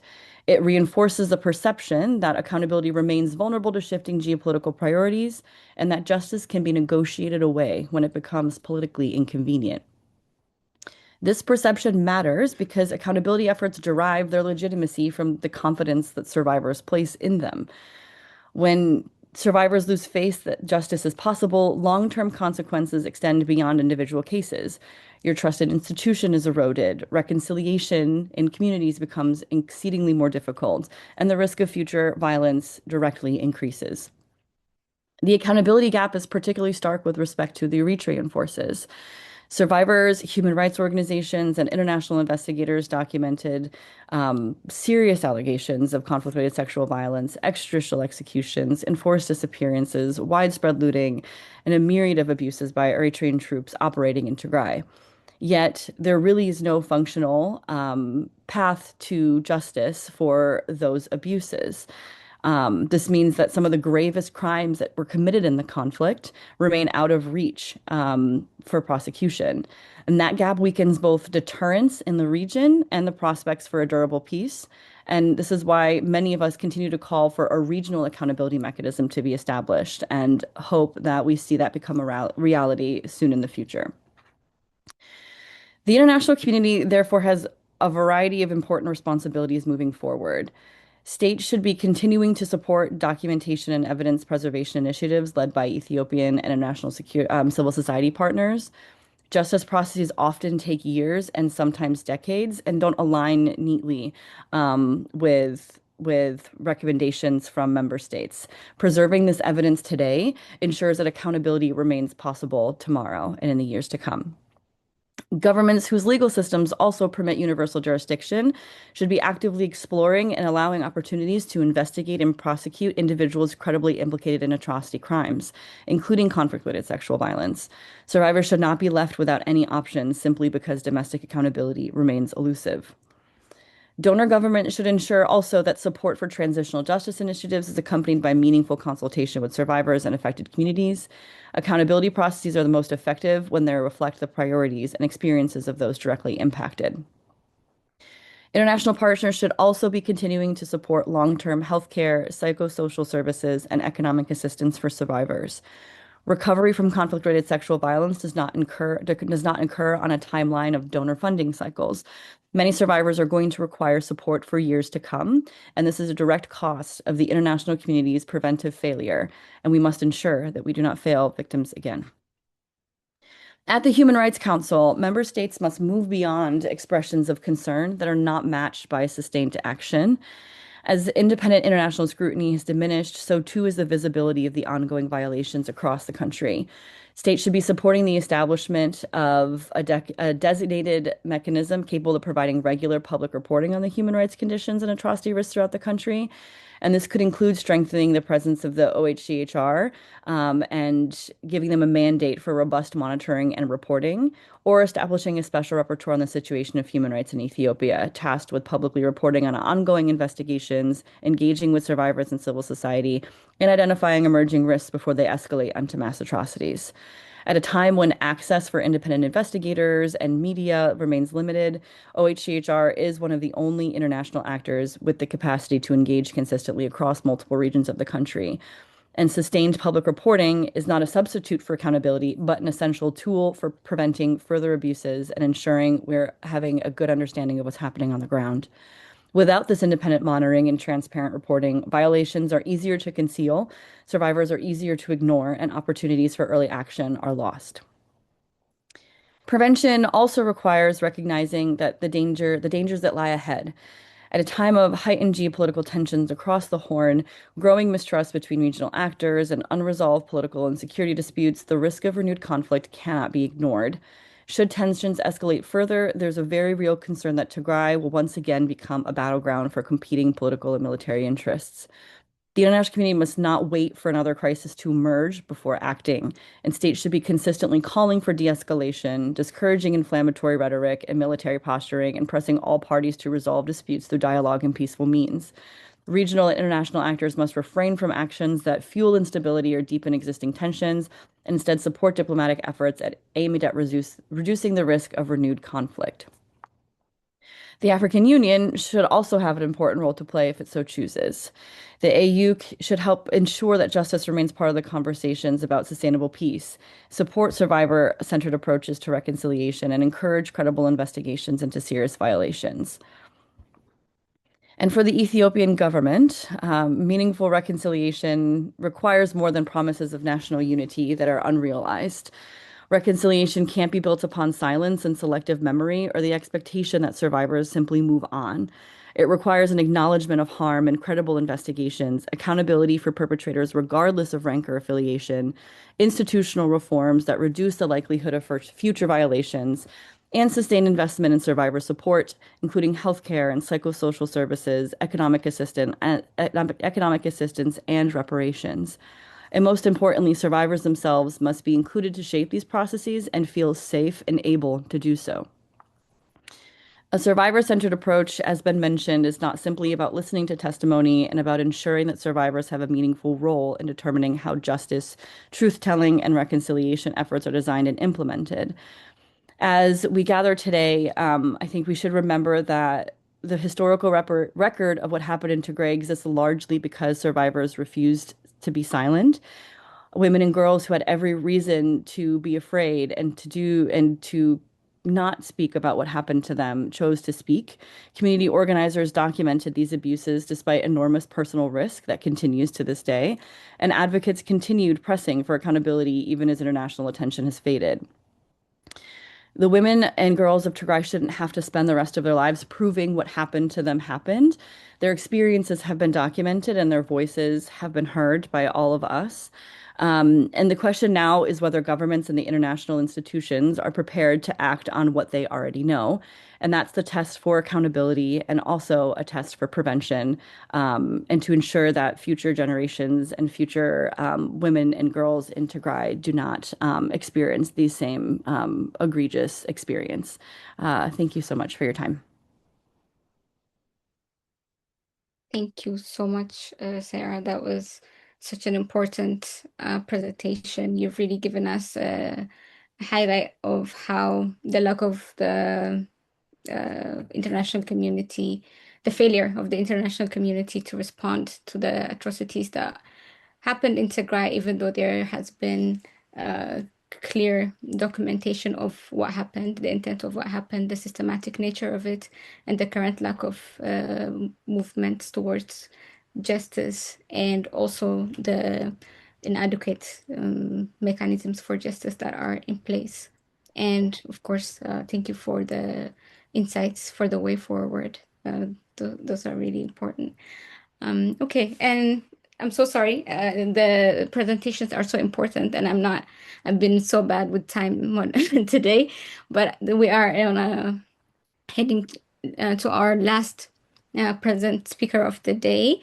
Mabrahtu Khalayu is a public health professional specializing in reproductive health, sexual and gender-based violence response, and humanitarian health programming. And since 2025, he's served as the SGBV Health Response Coordinator at Tigray Health Bureau. And he has worked in strengthening clinical management of rape and survivor-centered care in Tigray. He's also a faculty at Maqala University School of Public faculty member. And he will be presenting about health sector challenges and survivor recovery services in Tigray. I'll hand over to you, Mabrahtu.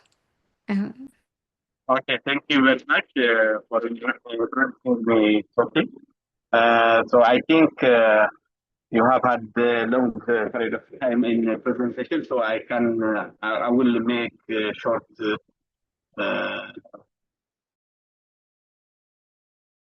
because many people may present or can catch many things.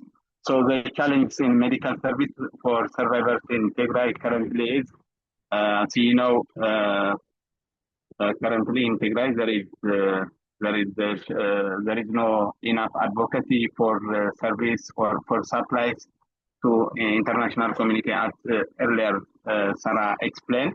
So due to that, we have a shortage of essential medicines, particularly for treatment of STI, different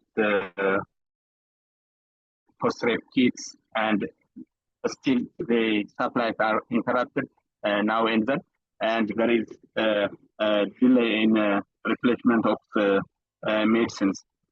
As you know, during the war, there was a response because facilities was damaged or looted, and facility providers or healthcare providers were not in the facility. So still, our women are in different chronic illness and demanding lot of medical expenditure, but still there is no enough supplies in our facility. The most challenging is still insufficient operational resources, interactive partner support, limited supplies and equipment, and high caseload. Though still we have the high caseload, but supplies are very limited. Still, we have also limit with high staff turnover due to, as you know, Tigray currently there is no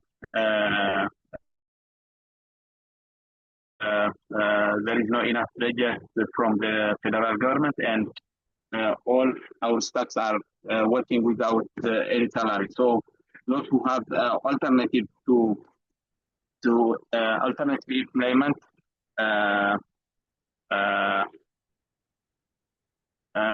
leave the facilities alone.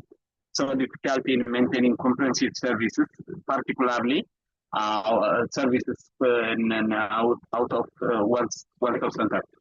So still, as impact, still there is repeated STI infections in the cure rate of STI is very low.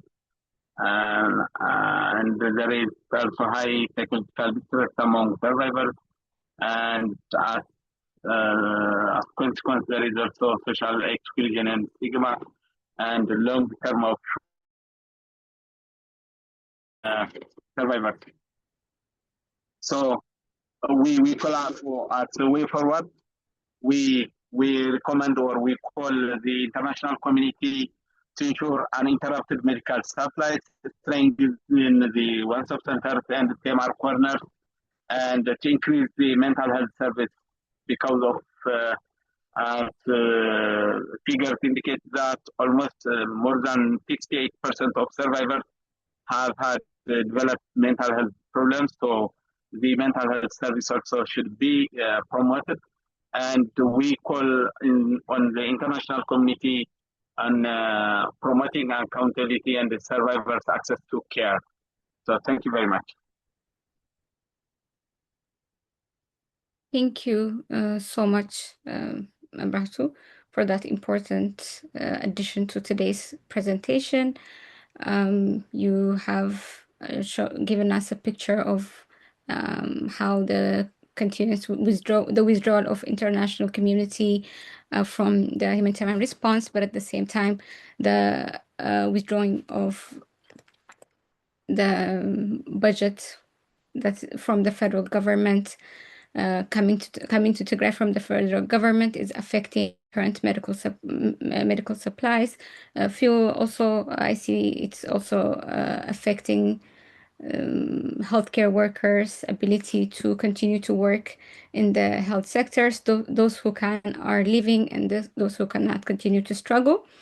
And of course, this is also a continuation because of the intentional deliberate damage that had taken place to the healthcare system in Tigray. And thank you so much for emphasizing the call for action from international communities.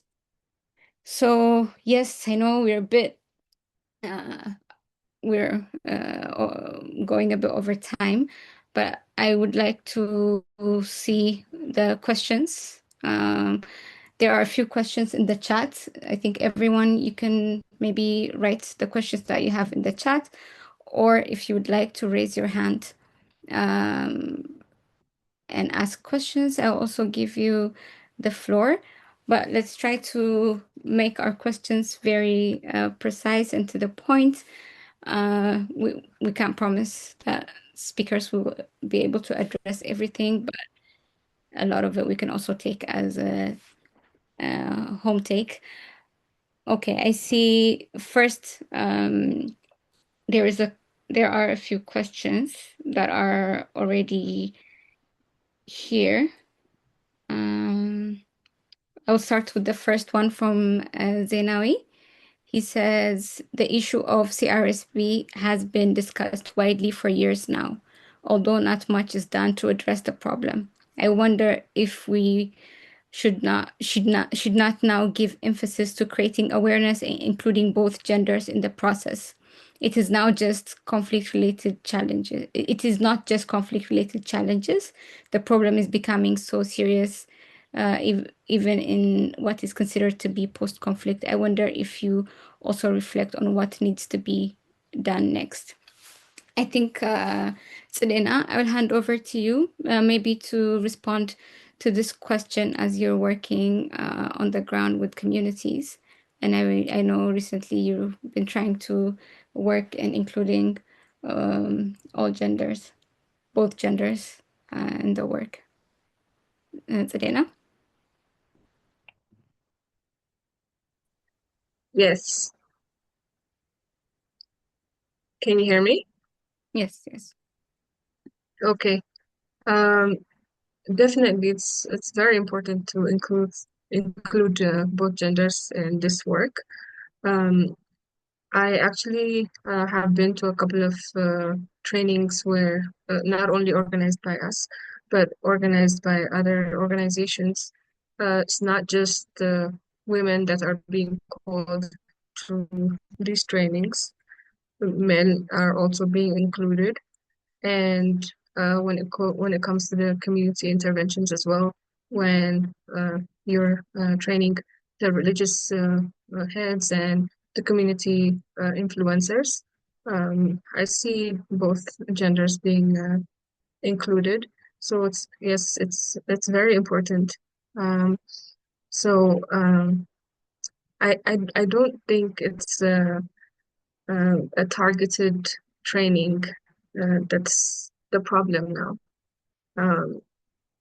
I think it's more of when these people that have been trained go back to their communities, are they actually implementing those trainings and also training other people in their communities to help survivors and also to accommodate survivors. So personally, I don't see the trainings being gendered or targeting only women. So I don't know if he noticed something else, but that's not my observation. But it's definitely very important to include everyone in the community, regardless of gender or wherever they are in the social hierarchy, if there is one. Everyone in the community should be aware of the issues survivors are facing and also be very ready to assist in whatever way they can to make life easier for them. I think there's also one more point. I think he's also talking about how, of course, he puts post-conflict in quotation, which we share, but even in the after the cessation of hostilities, when there is still ongoing sexual violence, which you've been working in the different femicide cases and so on. So it's he's maybe also trying to address that question. Sorry, can you rephrase that? Okay. Also, Zenawi, if you're here, you can maybe, because I don't want to misquote you. I don't know if Zenawi is here, but so he's saying, I wonder if we should now give emphasis to create awareness and include both genders in the process, but it's not just conflict-related challenges. So he's trying to see how the domestic violence and are still ongoing. Definitely, it's not only conflict-related violences. Actually, we see this problem a lot where most of the gender-based violence cases that were reported after the Pretoria Agreement have been attributed to the conflict as if they're a result of the trauma. It's understandable that society may have issues related with trauma, and it could manifest in certain aggressions. But I think it's very important to also acknowledge the level of gender-based violence that is prevalent, and also the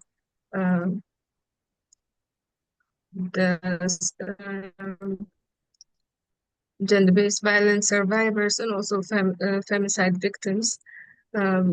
Most of them have they're not really we can't put the reason as if it's because they survived a war. So we should be very mindful to not downplay some cultural aspects of different societies and in the way violence could be manifested and also viewed.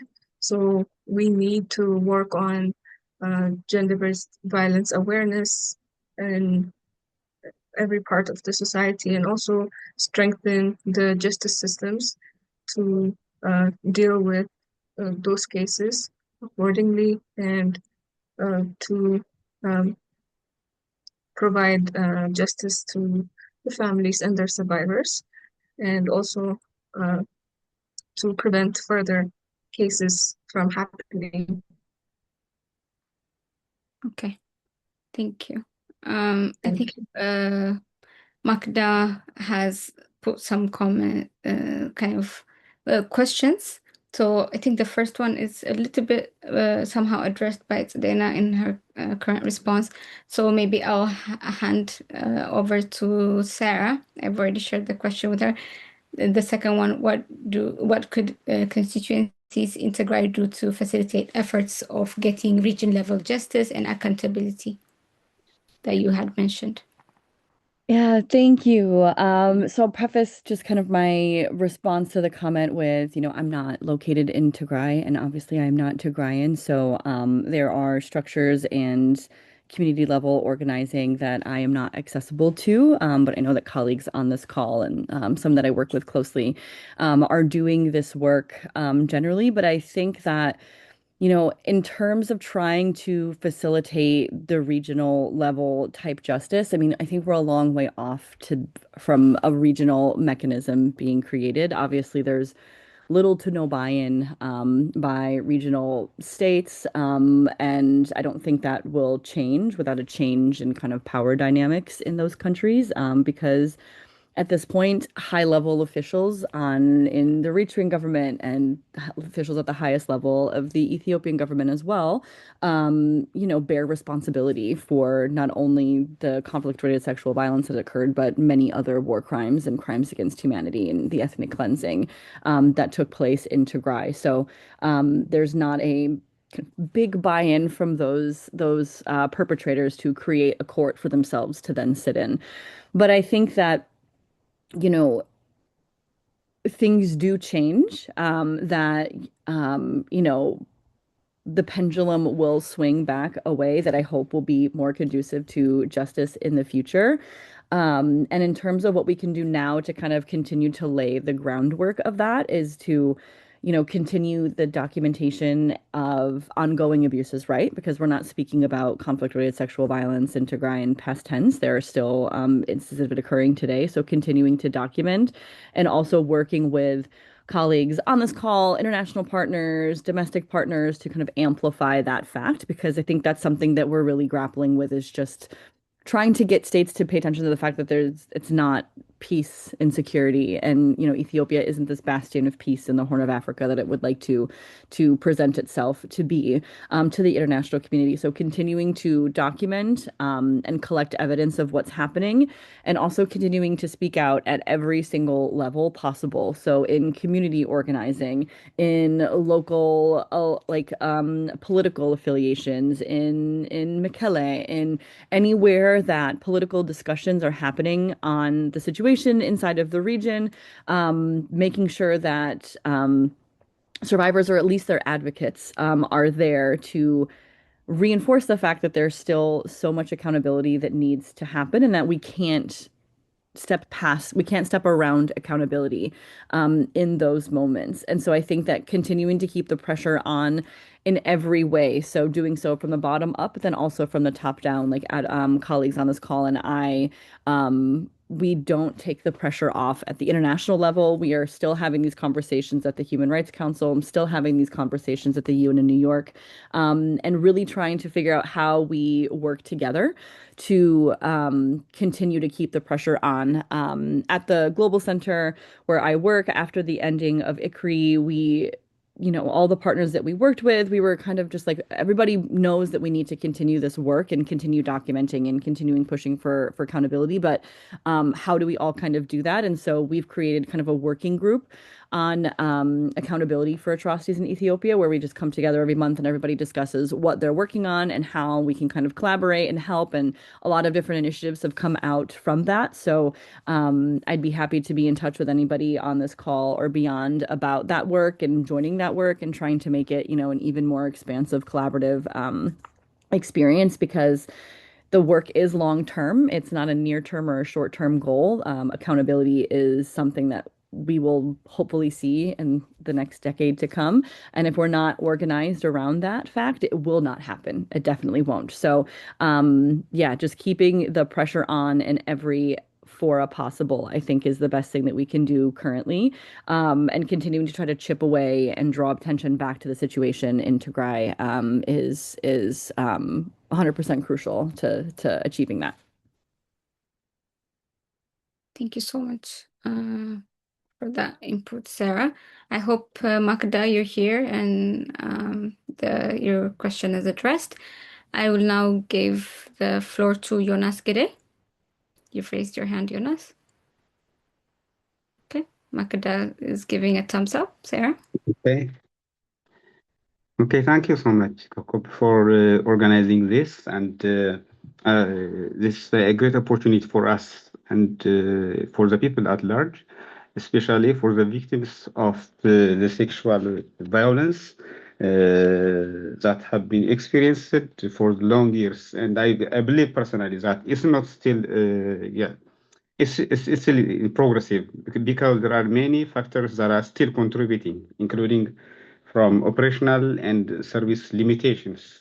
So, with this regard, I think we have to, I'm understanding, we have to level the seriousness and the extent to which and the institutions that could be helpful in addressing these issues. For example, we are just frequently mentioning that the Pretoria Agreement and like something like that, because such agreements they were good in reducing the hostilities and cessation of hostilities, but with the case of these sensitive issues, it actually gave upfront to the rather to the perpetuators, to the federal government in Ethiopia, which was expected to be one of the leader of the issues that, according to the international reports and reliable sources, is one of the producer group that we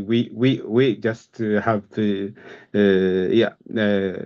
evidences, and the international community agreed on this issue level. But when we just experience these things that considering the past and the future, we're just now discussing about the documentation as such related issues. If we are considering things as a national level, we're considering starting from Pretoria to this one. Still, there are also the victims are also the documentation and related issues could be easily manipulated because they are becoming now an opportunity for different interests to put as a favor to cover their previous commitments, crime commitments, and the things that they already documented in the community. So how do you? My question is, how can this bring an international and full-scale attention, including from documentation to the level of accountability? So, with regard, how can the international community and the experienced participants can advise us the sustainable solution to make towards preventing and even recovering from this impact from the last years? And thank you. Thank you, Jonas. I think, Kali, if you could hear, I think you've addressed some of the prevention methods earlier.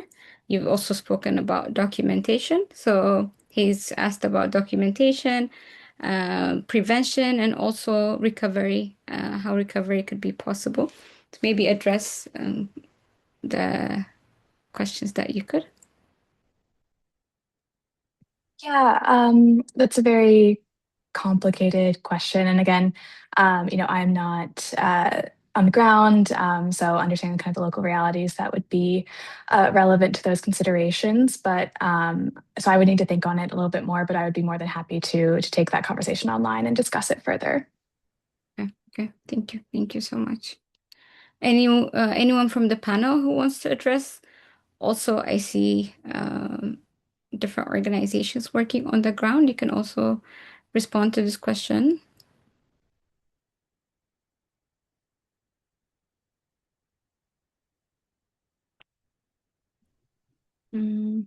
Okay, Batseba.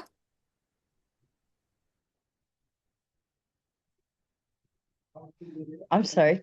So one thing that we have been working on is just raising the awareness and then communicating with what goes on the ground with international partners. And an easy way, although maybe not so much effective way, that we found ineffective because the conversation, as Jem Tigray, the conversation that we have on the ground, taking it to the UN calls for inputs, is a very simple way to bring the awareness to the UN. However, as I've said previously, it's not, they kind of like try to understand different perspectives, and what we have communicated has not been directly recorded. However, in terms of documentation, that is one way. Also, I'm very grateful to Sarah Hunter from the Global Center for the Responsibility to Protect, because she has convened a working group, including Tigray and other partners, both Tigray and the wider Ethiopia community. And that has been a tool to communicate with international partners as well. But specifically in terms of documentation, it is the UN calls for inputs are open, they're publicly available, and sometimes we see our plights, our Tigray plights, going towards reports by UN special rapporteurs, and we're grateful to them as well. However, I think during genocide commemoration events previously that we co-sponsored, we identified that local efforts and community gatherings, community-based documentations are also critical. The local aspect should not be foregone for the international aspect. So the local aspect of community convening, community documentation, writing, and all of those aspects. There are myriads of ways that we can document at the local level. So both are critical, both at the local level and the international level as well. So those are some ways that we as Tigray have used. Thank you so much. Okay. Thank you so much, Batseba. I think from your response, I'm learning that I think a lot of the individual and community, local grassroots work is really important, and we really need to continue to document, to push, to advocate, to communicate with the international community, as difficult as it is. The responsibility majorly lays on us. So I think having said that, there are a few kind of reflections or additional points from is it Michelle or and then Alton. So please, you can read in the comments, but there is one question from Sarah Keder. Thank you everyone for your presentation. My question relates to the impending war. What has been learned from the previous war that can be used, if at all, to help communities prepare to reduce the devastation caused by sexual violence in conflict? Sarah wanted to, Callie wanted to respond to this question, so I'll hand over to you. I will limit you to maybe 1 minute, 1 minute and a half, yeah? Absolutely. Thank you so much. Yes, I think this is a great question. And I think that from a community perspective, I think that where we can start is to, again, really addressing those structural gender norms and ideas that, create the stigma around the perpetration or victimization of survivors of sexual violence. And I think that that's really important work that we can be doing to ensure that these voices are being heard and integrated into any potential community prevention and early warning systems. I also think that local women-led organizations and survivor groups should be empowered to document abuses, to advocate for justice, and to provide crucial socioeconomic support so that women are able to have these spaces to address these issues in a safe and survivor-centered way. And then lastly, I would say that communities should feel empowered to demand accountability and to counter the culture of impunity that is created by justice systems and mechanisms that allow for these perpetrators to avoid accountability and prosecution. So to push local, federal, and international structures to take it seriously and to address it. Thank you so much. I think there was also a similar question from Dama in the chat. I mean, like you said, prevention and working on the current existing structures, the gender norms, and so on is very important. But I think like creating sustainable peace is working towards a peaceful existence is also very important, because it's hard to say how can we avoid sexual violence. That question is very difficult, because when it comes when war happens and people are coming with an intention to destroy communities, to attack people, and that is a weapon that is used, and unfortunately no accountability has been taken from the past war. So it also makes it more susceptible to being exposed to further similar violences. So that is why it's very difficult to talk about if we do this, we can prevent it, because people are intentionally coming with the intent to destroy.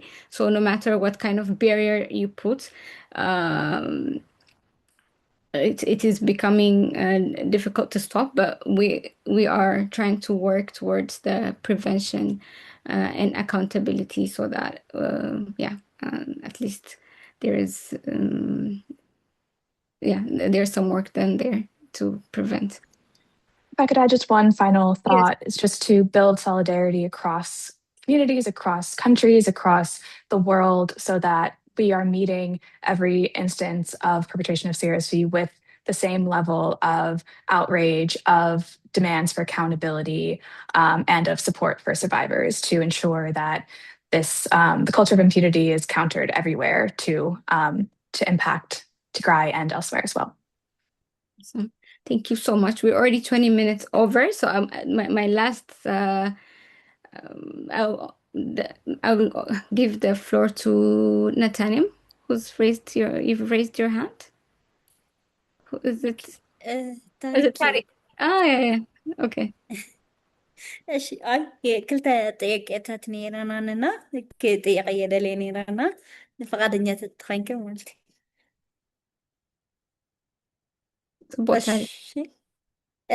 ሓንቲ ሕቶ ተላዒላ ክትከውን ትኽእል እያ ምናልባት ሕዚ ኣብ ትግራይ ሲ ኣፍራሒ ዝኾነ ኮንዲሽን ኢና ነይናና እዞም ኣካል ጉድኣት ተመዛበልትስ ብኸመይ እዮም ውሕስነት ማለት ናይ ስግኣት ናይ ኩናት ስግኣት እኒአና ከመይ ክንገብር ንኽእል ካልኣይቲ ደሞ ኣብዚ ናይ ማዕቐቢ ዘሎ ላስቲካት ወይ ደሞ እዚ ቸንዳ እንዳተቃደደ እዩ ዘሎ ናይ ኣካል ጉድኣት በተለይ ደሞ ኣብ ሽረ ኣብ ኣክሱም ከባቢያን ደሞ 70 ካሬ ዝርከቡ ኣካል ጉድኣት ኣብ ብጣዕሚ ከቢድ ኩነታት ስለ ዘለው እዚ ክሕሰበልና ይደሊ ኣለኹና ብመቐፃል ደሞ ኣብ ናይ ኣካል ጉድኣት ዝሰርሑ ሲቪል ሶሳይቲ ሳፖርት ኣብ ዘድልየሉ ማለት ኣብ ትግራይ በተለይ ኣብ ናሃና ኣብዞም ክልተ ዞባታት ሞር ዝሰርሑ ትካላት የለውንና ተሓሳብነት ዝግበር ቅድሚ ሕዚ ኤችኣይዩ ሰርሕ ነይሩና ካልኦትን ምሳና ኮይና ንሰርሕ ነርና ኩላህና ከዓኒ እቲ ሰፖርት ዘድልየና ስለ ዝኾነ ኣብ ኣካል ጉድኣት ዘለዎ ኮንዲሽን ብጣዕሚ ከቢድ ስለ ዘለው እዚ ኣብ ተሓሳብነት ከዓትየርናስ ሕጥፋ ኣለናና እዚ ከመይ ይመስለክን በተለይ ድማ ኣብ ደቂ ኣንስትዮ ኣብ ሽንቲ ቤት ክጥቀማ ሰብዓ ካሪድ ዝርከባ ኣካል ጉዳት ክረምቲ ብምዃኑ መይሱ ደሞ ምስቲ ክረምቲ ተዋሒዙ ዝመፅእ ናይ ውሕጅ ብዙሕ ነገራት ሕማማት ይመፁ እዮምና ኣካል ጉዳት ኣብዚ ተጠቃዕቲ ስለዝኾኑ ህፃውንቲ ይኹና ደቂ ኣንስትዮ ተጠቃዕቲ ስለዝኾኑ ተሓሳብነት ክግበረና እዩ ዘቕርብ ዘሎ ቴንክ ዩ Okay. Thank you, Tarek. I think ካብ ሕቶ ንላዕሊ هم كلنا هم assignment ሒዝና እየን ተኸድና ይሕሻ እዚኣተን ፅቡቃት ነጥብታት ይኺ ኣልዒልክሞ ለሉ ኩሉ ኣብ መሬት ዝሰርሕ ና ደቂ ኣንስትዮ ይኹን ኩሉ መዳይ ዝሰርሕ ሶሪ ሚውት ገይረክ ድምፂ ነይሩ ይቅርታ ታሪክ so هم assignment ክንወስዶ ኢና እዚኣተን unless ለኣየ ብሃምኡ ተራእይኒ ሞ unless there's someone who wants to respond to Tariq's question. There are very important points that she raised about the issue of accessibility to people living with disabilities and earlier, as she mentioned, in women with disabilities living in IDPs. Because also the rainy season is also upon us and there will be many health and accessibility challenges and she's asking that we need to advocate on that and work towards a solution. So unless there's someone here who can provide answers, I will take that as a comment. Okay. Then having said that, thank you so much. This finally brings us to the end of today's event. Thank you everyone and our speakers for your time, for your honesty and the powerful contributions that you made today. Thank you for the organizations that brought us together here and for everyone for listening.